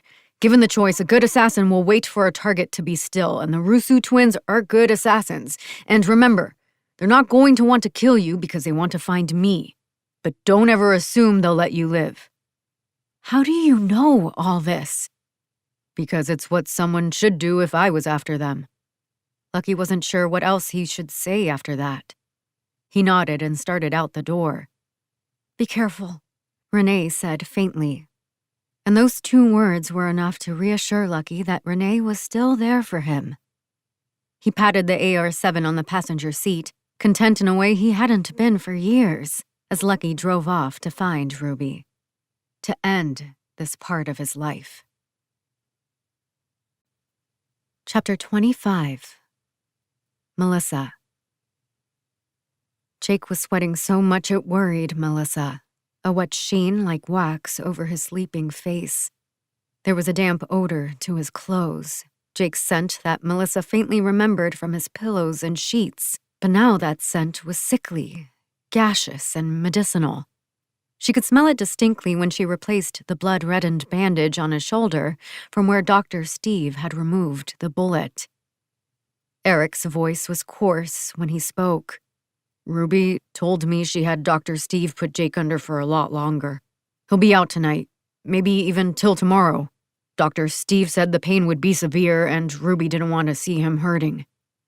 I'm just glad he'll be okay, Melissa said. During the procedure, as she and Eric had waited upstairs, her anxiety had felt like rabid dogs nipping at her heels. So much so that, even in relief, her exhausted body ached. Eric leaned back on the stool, looked over his shoulder at the stairs leading up from the basement. I don't trust her. Jake doesn't either. He never told me why, and I just thought it was because she was this terrible mother. But when she came to my place earlier, I felt like there was something else. He gazed at Melissa from under the hair dropping over his eyes. What about you? Well, she keeps calling me a whore, so that's not great. She blames you for Jake getting shot. Eric's words were somewhere between a statement and a question. She's got a point. How? He almost died because of me, Melissa said, her voice small. And he keeps getting beat up. I'm sort of thinking maybe I'm not the right girl for him. Eric smiled at that, and he looked down warmly at Jake's bruised, sleeping face. He can sure take a beating though, right? One time this guy called me a not very nice name for an Asian. I was going to ignore it, but Jake went over to the guy and told him to apologize. Of course, the guy wouldn't, so then Jake took his picture, and then the guy threatened to kick his ass, but Jake just wouldn't back down. What happened? Oh, the guy knocked him out with one punch. Jake can't fight, not even when his life depends on it, but he does stand up for his people. He really does. Melissa picked up Jake's hand, held it, rubbed his thumb with hers. How did you follow Ruby here? The Winterers have been watching my place, but only the building's front door. I knew Ruby would leave through the back, so I did the same. Drove right behind her. I mean, she pulled over after like a mile, and I told her I wanted to see Jake. She didn't want me to come, but I think she felt like she owed me. Why? She introduced my mom to the Winterers, got her involved with them. I didn't know that. Jake didn't tell you? No. Eric cleared his throat. People make their choices, right? When I remember my mom, I remember this young woman who was always holding me, always smiling. And I know there's more to her. I know she wasn't just that person. The same way I know there's more to Ruby. It's just hard for me to accept that. I think Jake was right, he went on. We can't trust her, and if I need to, I'll kill her. Eric picked up the messenger bag by his feet, opened it, showed Melissa a gun inside. I don't think Jake would ever forgive you, Melissa told him as Eric closed the bag. I know what he says about her, but she's still his mother. He won't understand. Killing her is protecting him. I don't think he sees it that way, and I don't think you'll be the same afterward. You don't think I could do it? Melissa had heard men threaten violence before, especially when she'd been with Chris. Most of the time, it was braggadocio, the way men talked, how they craved scars. But this was one of the times she believed it. One of those times when violence was spoken with a sense of promise, a dog's bared teeth. Movement upstairs before she could answer, rustling. Melissa and Eric looked at each other. I'll check on her, Melissa said. Ruby was sitting at the small kitchen table, Melissa's handbag in front of her. She wondered if Ruby had gone through it. Where's Dr. Steve? Melissa asked. He'll be here soon. Something about Ruby's simple sentence sounded ominous, but Melissa couldn't figure out why. I don't know why I didn't abort him. Melissa couldn't hide her surprise. It's not that I regret him, Ruby shrugged. I just didn't fall in love right away. When I found out I was pregnant, Jake's dad didn't stick around. I spent 9 months wondering if I should keep the baby, thinking about abortion and adoption. But I was so terrified by the idea of regret that I couldn't do anything. Too scared. Melissa noticed a similarity in Ruby and Jake, how they stared intently at her as they spoke, like they were studying her reactions. I was mad after he was born, Ruby went on. Mad at Jake's dad for leaving like I thought he would. Mad at myself for keeping Jake. I'd see these new mothers when I'd take them to the park across the street from our apartment, talking softly to their babies. I never felt that same way. But there was this moment when Jake was doing tummy time. You put a baby on his stomach and he's supposed to lift his neck to strengthen it. Jake was doing that and I was watching him and I heard this sound. I wasn't sure what it was. I leaned in close and I heard him and he was grunting. This little baby was struggling to raise his head and making this ugh sound, and that's it. That's when I fell in love. Maybe it's because I fell in love when he was struggling and I saw he needed help, but that was a moment. He became an actual person to me. Not something invisible inside me, not some crying body I had to take care of, but an actual person with a soul. He wasn't causing me pain. Melissa watched the way Ruby's thumb rubbed over her index finger as she spoke. I told myself I needed to make money, Ruby said. And I did. That's the truth. The Winterses gave me that. I didn't have Jake's father sending me anything. I didn't have family. I needed what they gave me. What they gave you? I'm not looking for forgiveness, Ruby said intensely. Not from you. What I did for the Winterses, and what I did to myself and Jake with all those years of drinking. All that's on me, and all I have is the Lord. I have him, and he hath me. Ruby rose from the table, went to the window. Jake left and returned, she said. The Lord teaches us to embrace the prodigal son, to vanquish ourselves of pride and accept, to even forgive ourselves of the sins we may commit on his behalf. Ruby turned toward Melissa. They're here, she said. Who? Melissa joined Ruby at the window. A man was approaching the house. He held a rifle. How? Melissa looked wildly around, as if she would find an answer. Ruby was already heading downstairs. Melissa wanted to scream, to run, to do something even if she had no idea what. She knew the basement was a bad idea, a place to be trapped, but Jake was there and she wasn't going to leave him. Melissa started down the stairs, remembered her handbag with her phone on the kitchen table. She ran back, grabbed her handbag, glanced out the window. The man stood in the dead garden, watching her. He lifted his rifle and fired. Chapter 26. Ruby. From the basement, Ruby heard the shot, and she heard Melissa shriek. She paused at the bottom of the stairs. "What was that?" Eric was standing next to Jake's unconscious body, one of Jake's arms dangling off the pool table. "The Winterses are here." "What?" Eric hurried to the stairs, called up. "Melissa?" No response. Ruby switched places with Eric to stand next to her son, used her foot to push the bag Eric had been standing next to under the table. She lifted Jake's hand, gently laid it at his side. A day hadn't passed in the last 4 years when Ruby hadn't thought about him. She'd actually tried calling him once and received the melodic 3-note notification that this number is no longer in service. The sudden realization that she had no means of contacting him left her frightened, almost panicked. And yet she'd resisted searching for him. Ruby didn't know if it was pride, but if it was, now she understood the relation of pride to sin. Pride had kept Ruby from her son, casting shadows in her mind, dispelling light. Melissa emerged at the top of the stairs, one hand on the railing, turning and pulling the door closed. Wildly rushed down. She ran into Eric and he grabbed her, tried to calm her, ask what happened. "I don't know," Melissa said.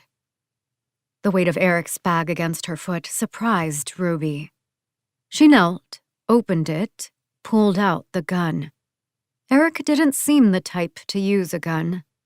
Like Jake, there was a softness to him, a grasp of childhood he refused to let go.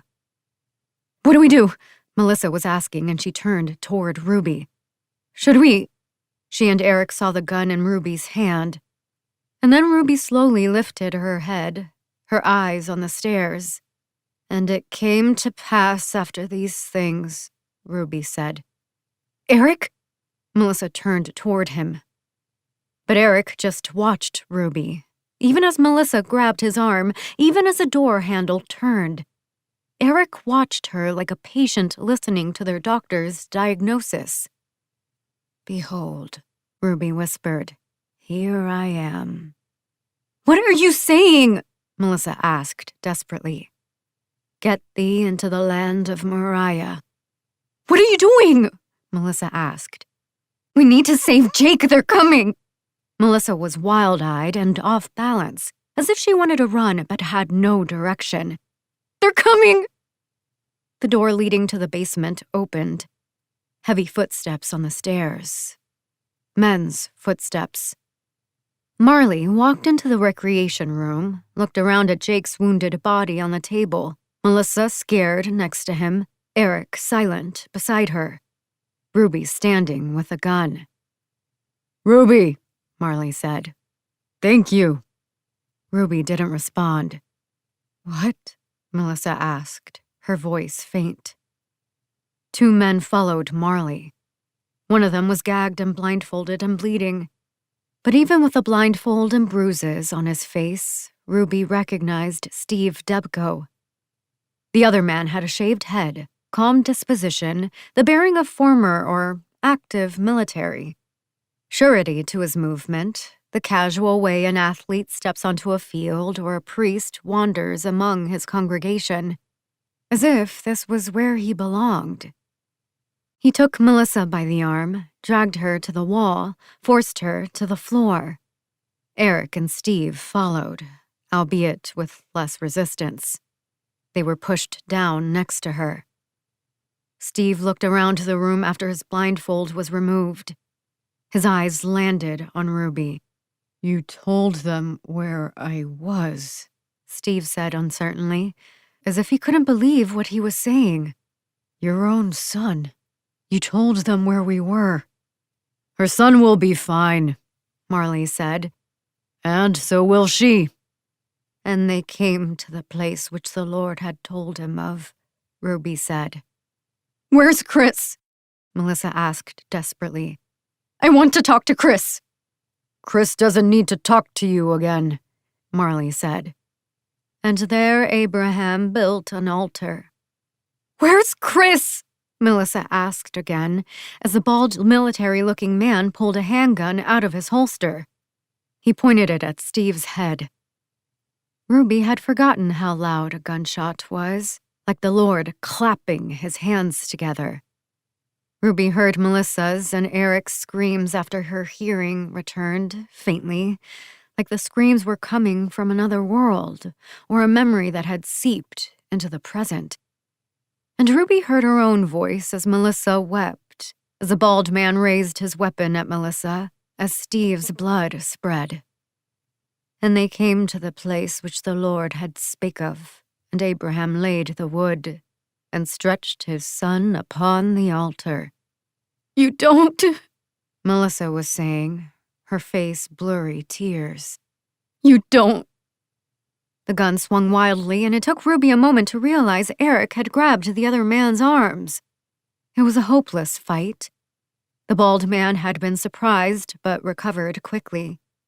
He wrested the gun from Eric's grasp, spun it in his hand, whipped Eric's face with the handle. Eric fell back to the floor, stunned. Melissa was breathing hard, scared breaths, animal breaths. Marley just watched. The bald man pointed the gun at Eric. Do not lay a hand on the boy, Ruby said, but she knew they wouldn't listen to her. Eric looked toward Ruby, and she gazed back, and she wondered if Eric knew, in this last moment of his life, what had happened to his mother. It was as if she and Eric had spoken some instinctual language, and the word mother was present between them, as real as if the word had been carved from stone. A scared look overtook Eric's expression, his eyes wet, and he seemed like he wanted to say something. He tried to stand, but it was as if he'd forgotten how.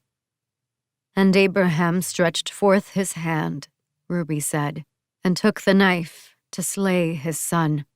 The Lord clapped. Ruby looked to the stairs as Eric's body slumped to the floor. Melissa was rushing up, a soul fleeing its body. But Ruby knew there was no salvation waiting for her. Chapter 27. Lucky. Lucky cheerfully parked his Jeep outside Steve Debko's house, stared at the AR-7 next to him, decided to leave it in the car. He wouldn't need a weapon for this. He'd assumed Ruby had brought Jake and Melissa here, particularly once he'd heard Jake was injured. A local hospital would have been too dangerous, and Jake was probably too hurt to travel much farther. He spotted Ruby's car parked down the street, the same old faded silver Corolla he remembered. Lucky's plan was to tell Ruby that she needed to leave. He was about to be questioned by the Winterses, and he'd have to give them some accurate information about her, enough to prove his loyalty. But he'd also help Ruby escape and leave breadcrumbs for the Winterses to follow, although those crumbs would be scattered in different directions. His faith would be proved. Ruby and her son would be safe, and Lucky would be able to return to his waiting family. A perfect plan. The front door opened as Lucky approached. His perfect plan shattered into 1,000 pieces. Looks like you and I both knew the kids were here, Marley said. Lucky wasn't sure how to respond. He tried not to stare at the silver-plated pistols holstered at Marley's waist. Come inside, Marley told him. I have something to show you. Lucky numbly followed Marley inside Debko's house. He hadn't been here for years, not since he'd helped Ruby find this place, a property that sat in the town of Cabin John, abandoned, too deep in disrepair to be attractive to anyone. A man was assembling a handgun in the kitchen. Lucky didn't recognize him, but he had a different bearing than the men normally associated with the Winterses. Former or current cop, maybe military. "Lucky," Marley said. "Meet Spence." Spence didn't acknowledge Lucky. "How'd you find Ruby?" Lucky asked Marley. "She called Frank," Marley replied as he picked up his own gun, a chrome Beretta, and snapped in the clip. "Gave up the girl in Debco in exchange for her and her son." "Where's Ruby now?" "Gone, with her son, but the girl escaped. Spence went looking for her. He's going back out soon." Spence loaded his weapon with a snap. "You knew Ruby, right?" Marley asked casually. If Ruby had given up Melissa and Steve, Lucky wondered, had she also given him up? Had she betrayed him? All this time, Lucky had thought she'd left, that there was hope for him. No one escapes. He forced himself to stand still, fought the urge to lunge forward, to wrest the handgun free from Marley. "I heard you two were tight," Marley went on. Lucky wasn't sure how to respond. "This isn't the kind of business where you make friends," he said carefully. Marley's eyes glinted. "It is, if you're honest." Spence reached below the counter, brought up a shotgun, pumped the slide backward and forward. Something about the 2 clicks always reminded Lucky of a pause, the wait for a third. "Do you want to know who else Ruby gave up?" Marley asked. He knows. Lucky didn't move. "You didn't bring a gun, did you?" Marley went on instead of waiting for Lucky to answer. He tapped the handle of one of his pistols. "Strange to come here and not bring a weapon." Lucky was suddenly conscious of the closed pantry door behind him. He wondered if someone was inside, aiming a second shotgun at his back. "Did you know Ruby helped Debco find this place?" Lucky couldn't tell if these were real questions or if Marley was simply goading him. "Hid him here from us. She owed him a favor, and he wanted out." "Did she?" Lucky asked. His throat was so dry it was difficult to speak. "Like I told you, I always heard you and Ruby were close," Marley said. "What are you trying to say, Marley?" Marley studied him with sharp eyes. Spence had finished with his weapons and was watching both men. "I think," Marley said, "you came here to warn Ruby."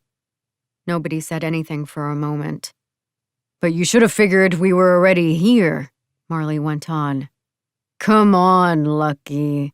We know you and Ruby were tight. We figured she'd turn to you." Lucky couldn't stop thinking about the closed door behind him. His back ached. "What were you thinking?" Marley asked. It was one motion.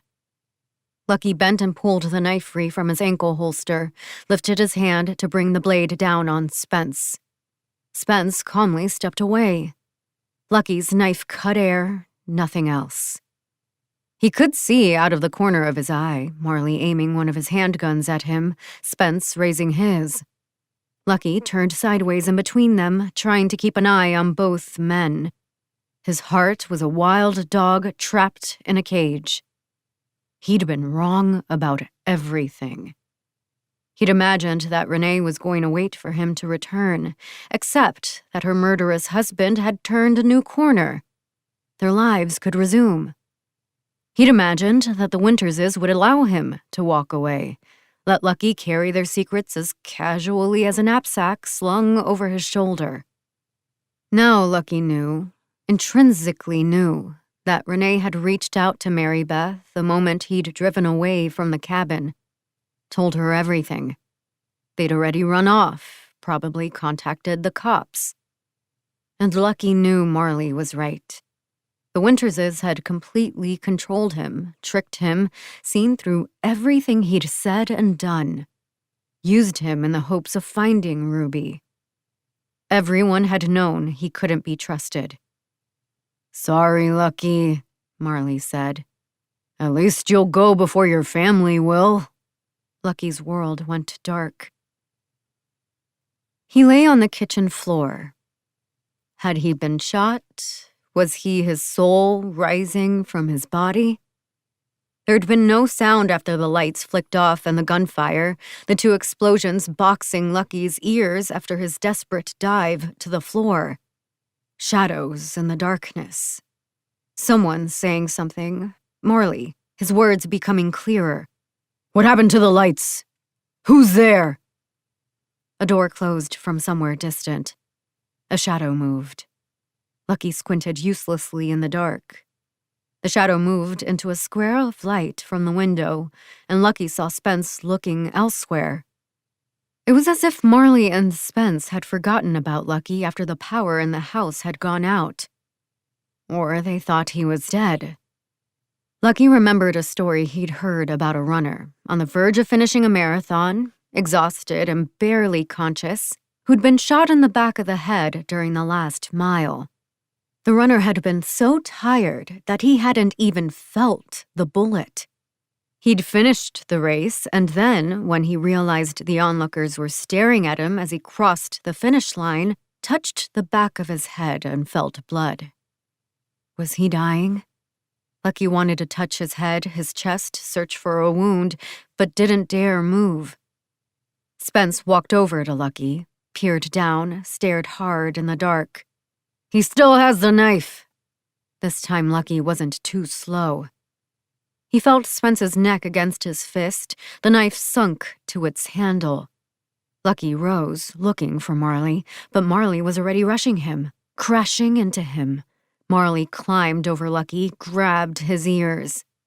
The back of Lucky's head was slammed onto the kitchen floor. Silence. Darkness.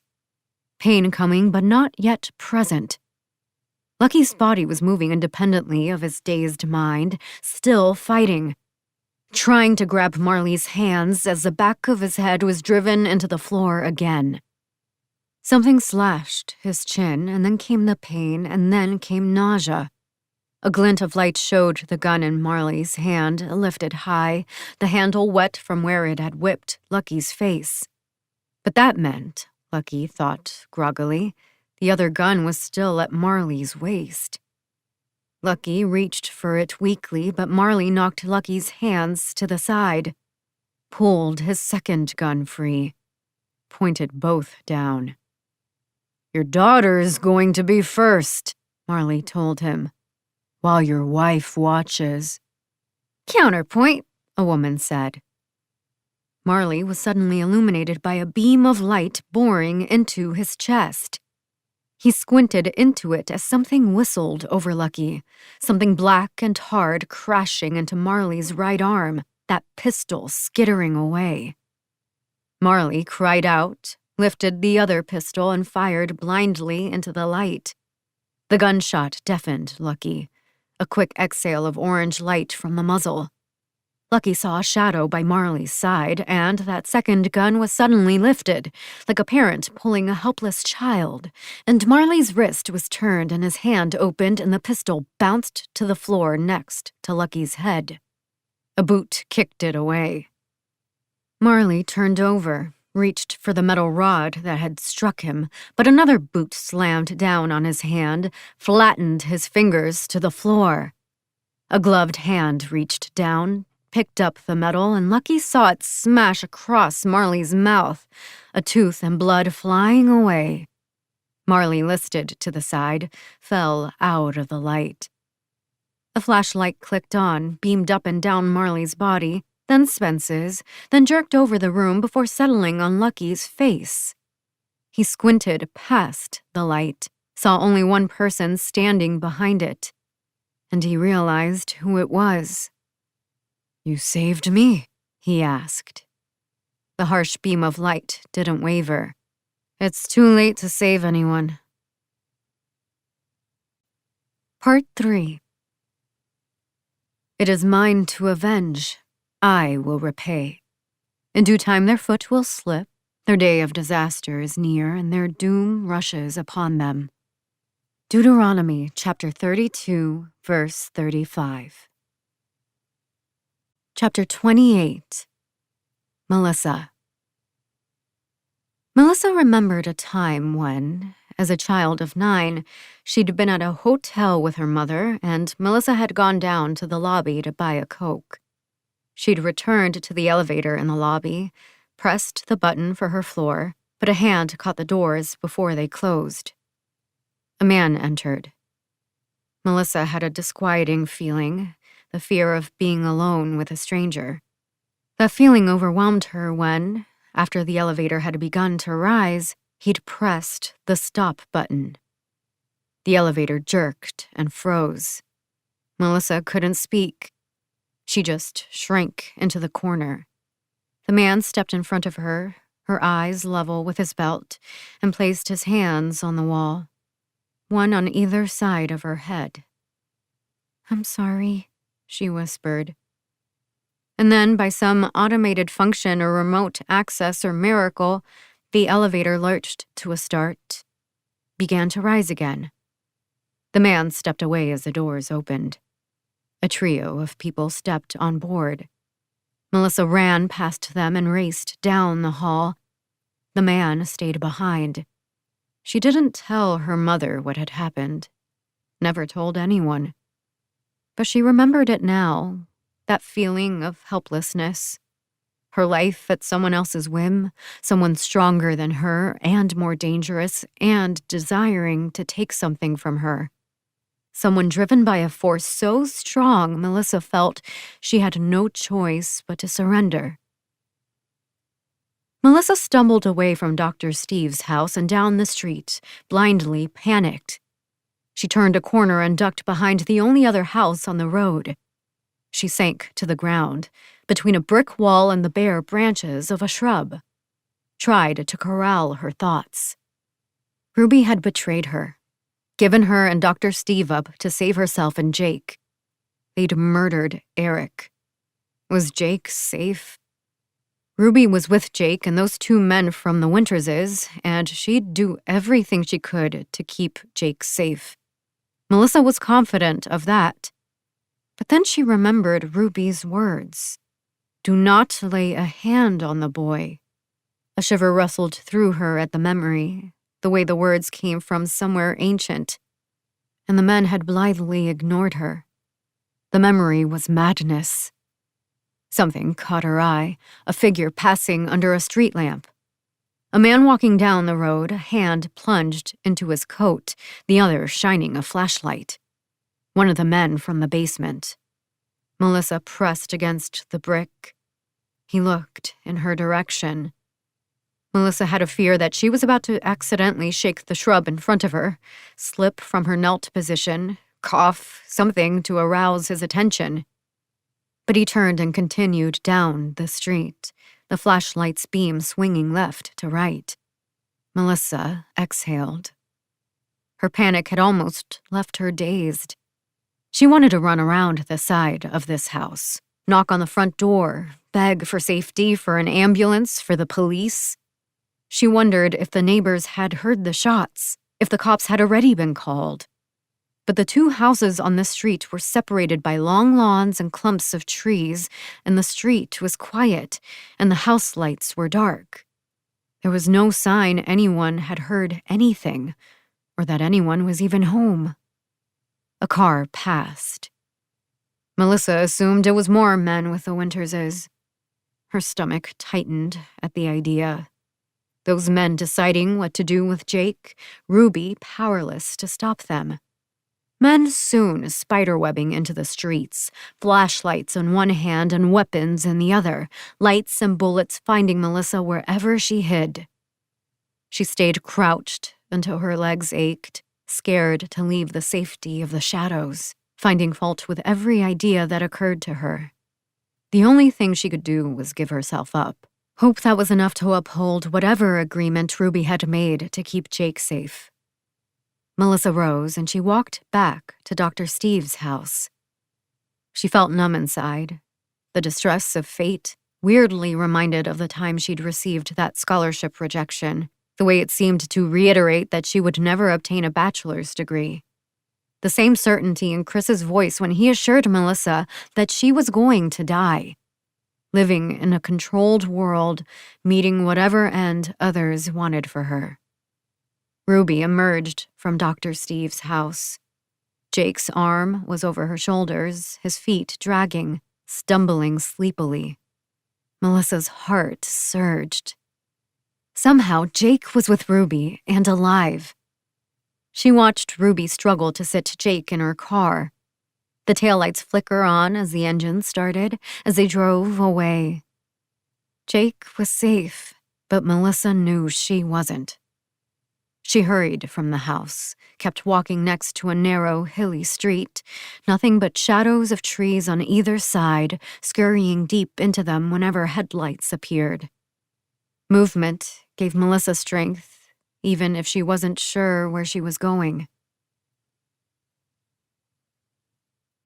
Chapter 29. Lucky. Lucky watched the vigilante finish tying up Marley in the kitchen. "I didn't think you were real," Lucky said again. The vigilante hadn't responded to him the first time. "Yeah, verily." The vigilante flicked open an automatic baton, opened the door leading to the basement. "Want to see the rest of the house?"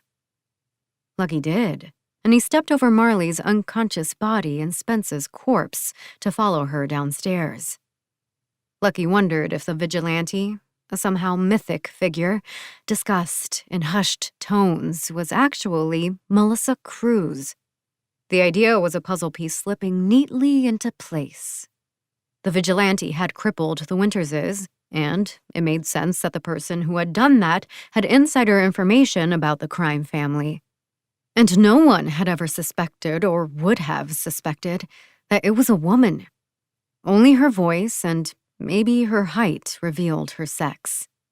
A canvas mask with 3 vertical stripes down the front concealed her head, and she wore a black hooded sweatshirt, dark gray jeans, and black boots. Gloves covered her hands. If she suddenly disappeared, Lucky couldn't have proved she'd even existed. In the basement, the vigilante knelt next to 2 bodies, executed sitting next to each other against a far wall. One was Dr. Steve Depko. The other was a young Asian man Lucky didn't recognize. The left half of his head was gone. "You know these 2? The vigilante asked Lucky. "One of them, Steve Debco." "Who was he?" "A doctor," Lucky explained.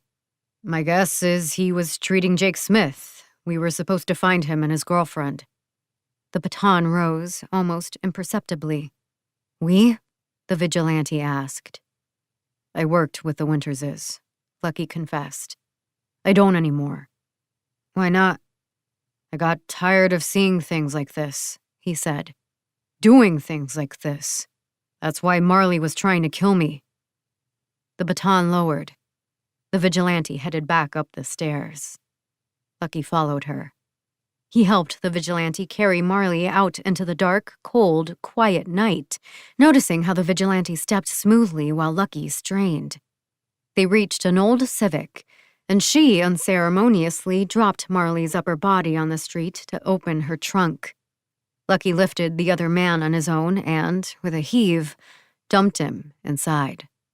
Marley was stirring awake, eyelids fluttering, but the vigilante reached into one of her pockets, pulled out a small case, and removed a syringe.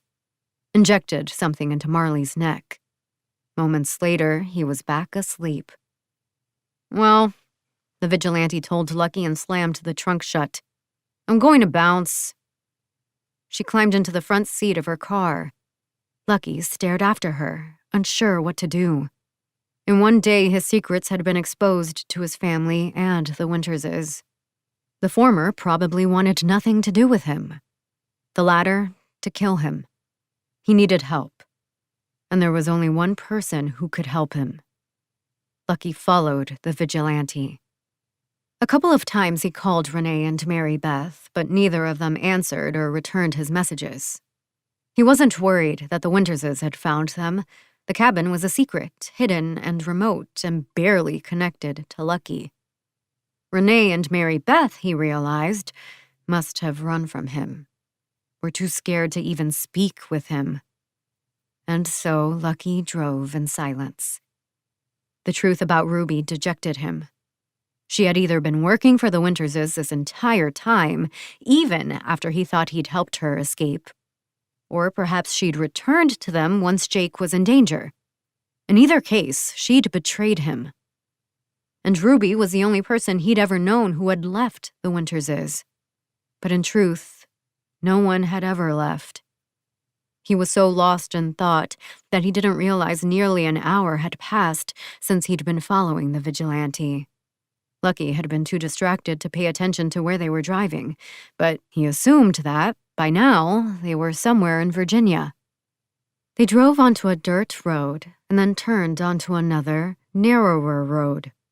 An old, decrepit barn came into view. Lucky slowed to a stop in front of it, glanced around the empty lot. He had no idea where her car had gone, wondered if she'd driven into the barn. Lucky cursed himself for his distraction, his age, his carelessness, whatever had caused him to lose focus. His door was suddenly yanked open, and Lucky was pulled from the car. He caught himself on the dirt, palms burning from the impact. The vigilante stood above him, her striped mask lit by moonlight. "Why are you following me?" Lucky lifted himself slowly to his knees. "I need you to tell me how you've fought them. How you've won." The vigilante walked to her car, half hidden behind a pair of trees. She popped the trunk. "You want advice? Then give me another hand with this guy." "I can't work for them anymore," Lucky told her as he helped her pull Marley's bound body out of the trunk. Marley was still sleeping, and Lucky wondered what she'd drugged him with. "The Winterses aren't just going to let me go. They're going to come after me and my family." "Yeah, verily."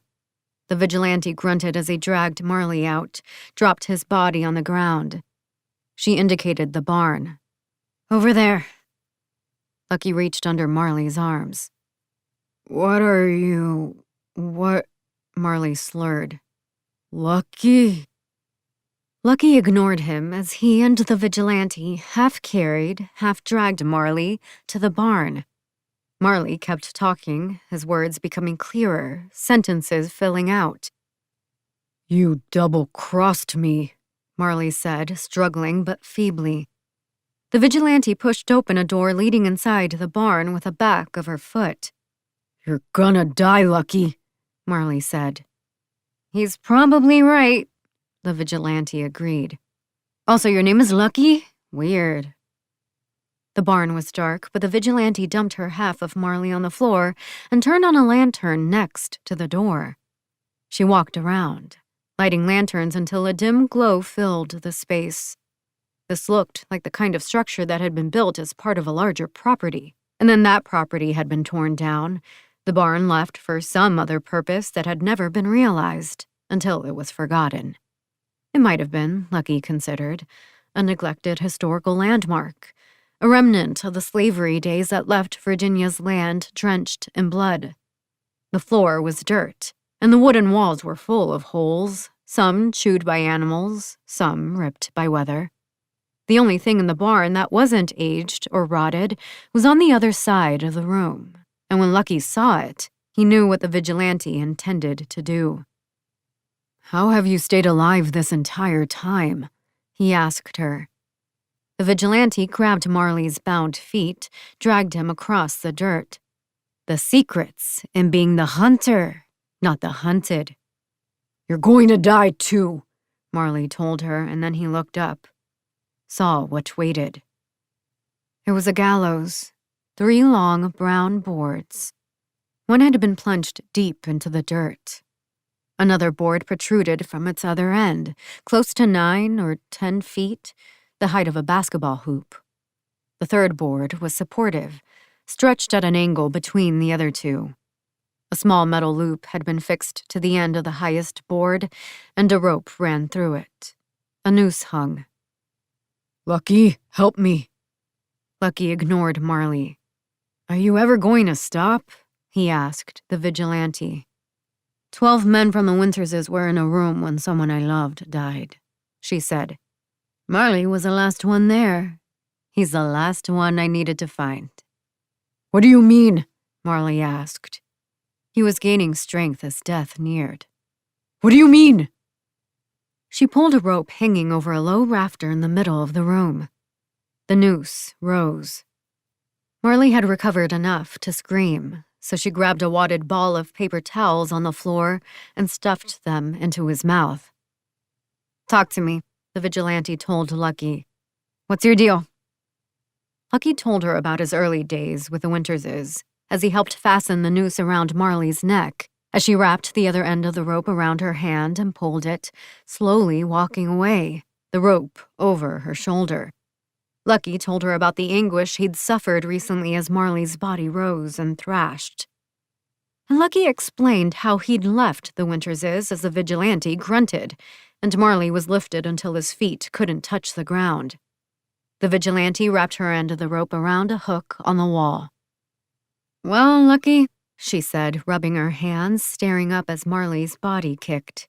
You sound like a real a-hole. I just need to make sure my family's safe. Is there anything I can do to help them? The vigilante didn't respond, just kept staring at Marley. She and Lucky looked up at him like people gazing at stars. Do you know who Medusa was? The vigilante asked after Marley's feet had finished kicking and his body hung like a pencil mark in the middle of a blank page. Greek myth turned people to stone with a look. Perseus cut off her head. That Medusa? That's the one. The vigilante walked back to the hook. You know, she went on, all those myths are really just stories about how people are supposed to act or behave. And I always thought Medusa was so interesting. A woman so powerful that just looking at her turned men into stone. That's crazy. I read up on her. There were no sounds except for the vigilante's voice. Medusa had 2 siblings, and she was the only one of them who was human, and she was beautiful. After the god, Poseidon, raped her in the temple of Athena, Athena was so mad about it that she changed Medusa into a monster so hideous that just seeing her turned men to stone. The vigilante started to unwrap the rope from the hook. And I was thinking about that. Why Medusa was turned into something so gross and violent. I think the truth is something different. Medusa froze men when they realized the evil of what they had done. Men looked at her and they couldn't look away. That was their curse. Marley's body fell to the ground like an invisible hand had thrown it. If you want to defeat them, Lucky, then you have to look at my face. You mean, Lucky asked, under the mask? The vigilante knelt, loosened the noose from Marley's neck. When I left who I was, she told Lucky, I lost everything in my life. My family was either killed or abandoned me. My friends are gone. Even though no one knew who I was, I couldn't keep these 2 sides separate after a while. You have to look at my true face. Lucky stared as the vigilante undid the noose. He didn't understand what she meant, but now he knew this couldn't be Melissa Cruz. This was someone with no connection to anyone in the world, and he felt an immense, overwhelming loneliness at that thought. I still don't get it, Lucky said. You have to look at my true face, the vigilante said a 3rd time, and she turned toward him. That's the only way you can be helped. He just stared at her mask, into the 3 black stripes, the stains that darkened it like water. I think it's too late for you, the vigilante said. Chapter 30. Jake. Sunrise battered Jake's face. Pain throbbed through his chest so much that it hurt to breathe. He didn't feel like he could sit up and didn't try. Instead, he gingerly touched the source of the ache, felt the soft cotton of a wrapping and the coarse texture of medicinal tape. He recognized the arched ceiling above him. Ruby's bedroom. That was enough to tell him where he was. Enough to tell him, finally, they were safe. Somehow he knew it. Jake marveled at that. Billions of tiny experiences happen over a lifetime, sights and sounds and smells, yet it's the moments from childhood and adolescence that remain. He couldn't even figure out how he remembered the ceiling. Maybe summer days when Ruby was drunk or asleep, and he would come up here and watch television. Jake tried to sit up, and his shoulder felt like a saw was chewing through it.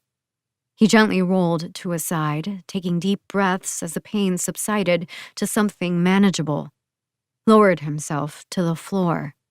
Jake stayed still for a few minutes, then lifted himself from his hands and knees, teeth gritting. I can stand. He did. I can walk. Barely. Jake crept to the bedroom door, paused at the full-length mirror hanging on its back. He was shirtless, just that white bandage over his shoulder. He looked even more gaunt than normal. He'd always been naturally thin, but now his stomach was withdrawn, sunken. He still had on the same jeans he'd been wearing over the last several days, and, Jake realized with embarrassment, at some point he'd peed on himself. He wondered if Ruby still had some of his clothes here, if he could even fit into them anymore.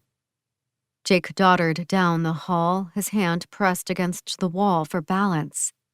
Ruby was sitting at the kitchen table, a coffee cup next to her. Hey, Jake said. He was suddenly aware of his breath after days of unbrushed teeth, and grimaced. Ruby didn't look up. Jake walked around her and the table to the chair on the other side, using the kitchen counter for support. The kitchen had changed. There always used to be a half-empty bottle of something alcoholic on the counter. At first, Ruby had hidden the bottles, and then they'd been left out as her drinking had increased. Jake used to sip from them when he was 10 or 11 or 12, shyly and secretly, just tasting the brown liquid. He didn't enjoy the taste or the uneven feeling afterward, but he did like the way his face contorted, like eating a sour candy. Not something you tasted because it felt good, but because it didn't. Those bottles were gone now. Jake assumed Ruby had hidden them, hoping to present some sort of dignified appearance to him and Melissa. Not that Ruby had ever cared what people thought of her, but Jake could sense a change in her. It was in the house. The sign above one of the windows in the kitchen that read, "He hath blessed this home."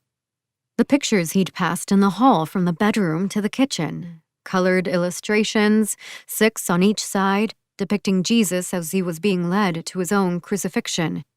The Bible on her nightstand, a rosary draped over the cover. Jake couldn't remember a time when Ruby had mentioned religion, but he wasn't surprised she'd found it. She'd always been given to excess, attracted to the idea of surrendering to something greater than herself. The Winterses, alcohol, God. Jake pulled out the chair and sat, carefully, his breathing louder as he lowered, a sudden moment of pain nearly causing him to cry. Ruby's head was down, eyes closed. Her lips were moving, but she wasn't saying anything he could hear. A rosary was in her hands, beads passing through fingers. She'd aged. A little heavier, her face rounder, thinner hair. After a few minutes, her lips and hands stopped moving. A cross dangled off the rosary, and Ruby brought it to her lips, kissed it, opened her eyes. You have a rosary in the kitchen and one in the bedroom? Jake asked. Why 2? Prayer emergencies? I was praying for you. Where's Melissa? Not here. She went out? Something about Ruby's pause made Jake uneasy. She left you. Jake felt a flash of alarm and pain. What? The Winterses came and she ran off.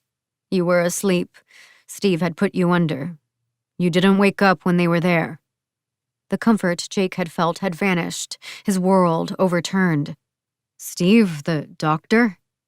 A rosary bead between her fingers, her fingertips pressed against it. Steve didn't make it. Where's Melissa? The beads continued. Not sure. They're looking for her. We have to find her. We're far from wherever she is, Ruby told him. In a different state. Jake was standing, hands on the table for support, crumbs under his palms, tiny points pressing into his flesh before crumbling. You left her? She left you. She's in trouble. They could have her. Jake couldn't stay still any longer. He had to do something. He gripped the edge of the table and his legs buckled. Ruby set the beads on the table, the rosary curled. Jake, she said slowly, I need to tell you something, and it's not going to be easy to hear. You should sit down. What? It's about Eric. Eric?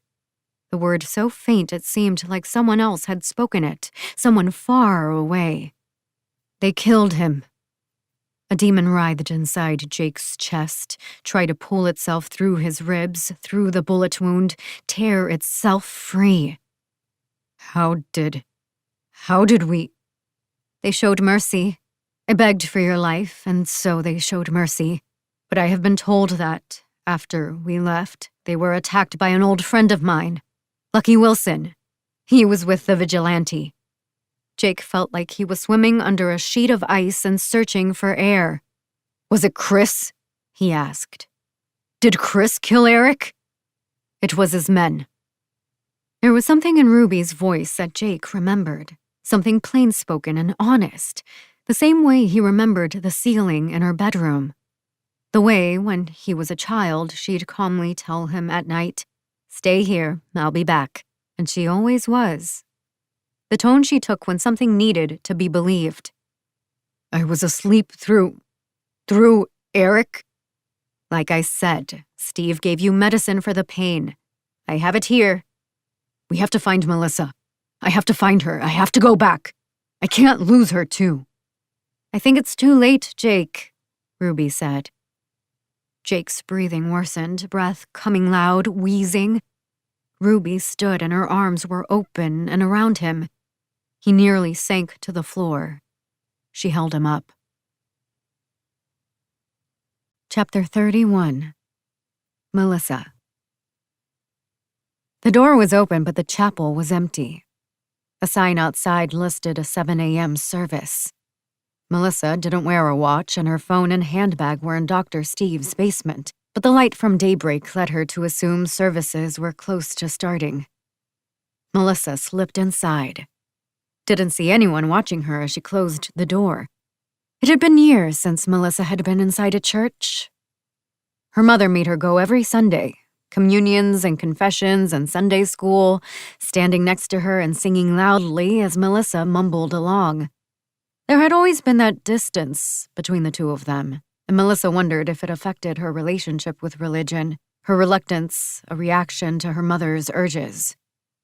Truthfully, Melissa had always felt a calling to church, some compulsion that may have come from all those hours of kneeling in pews, or the surety her mother and the priests and her Sunday school teachers had in their beliefs, or the beauty of the congregation slowly walking forward to receive communion, their heads humble and bowed.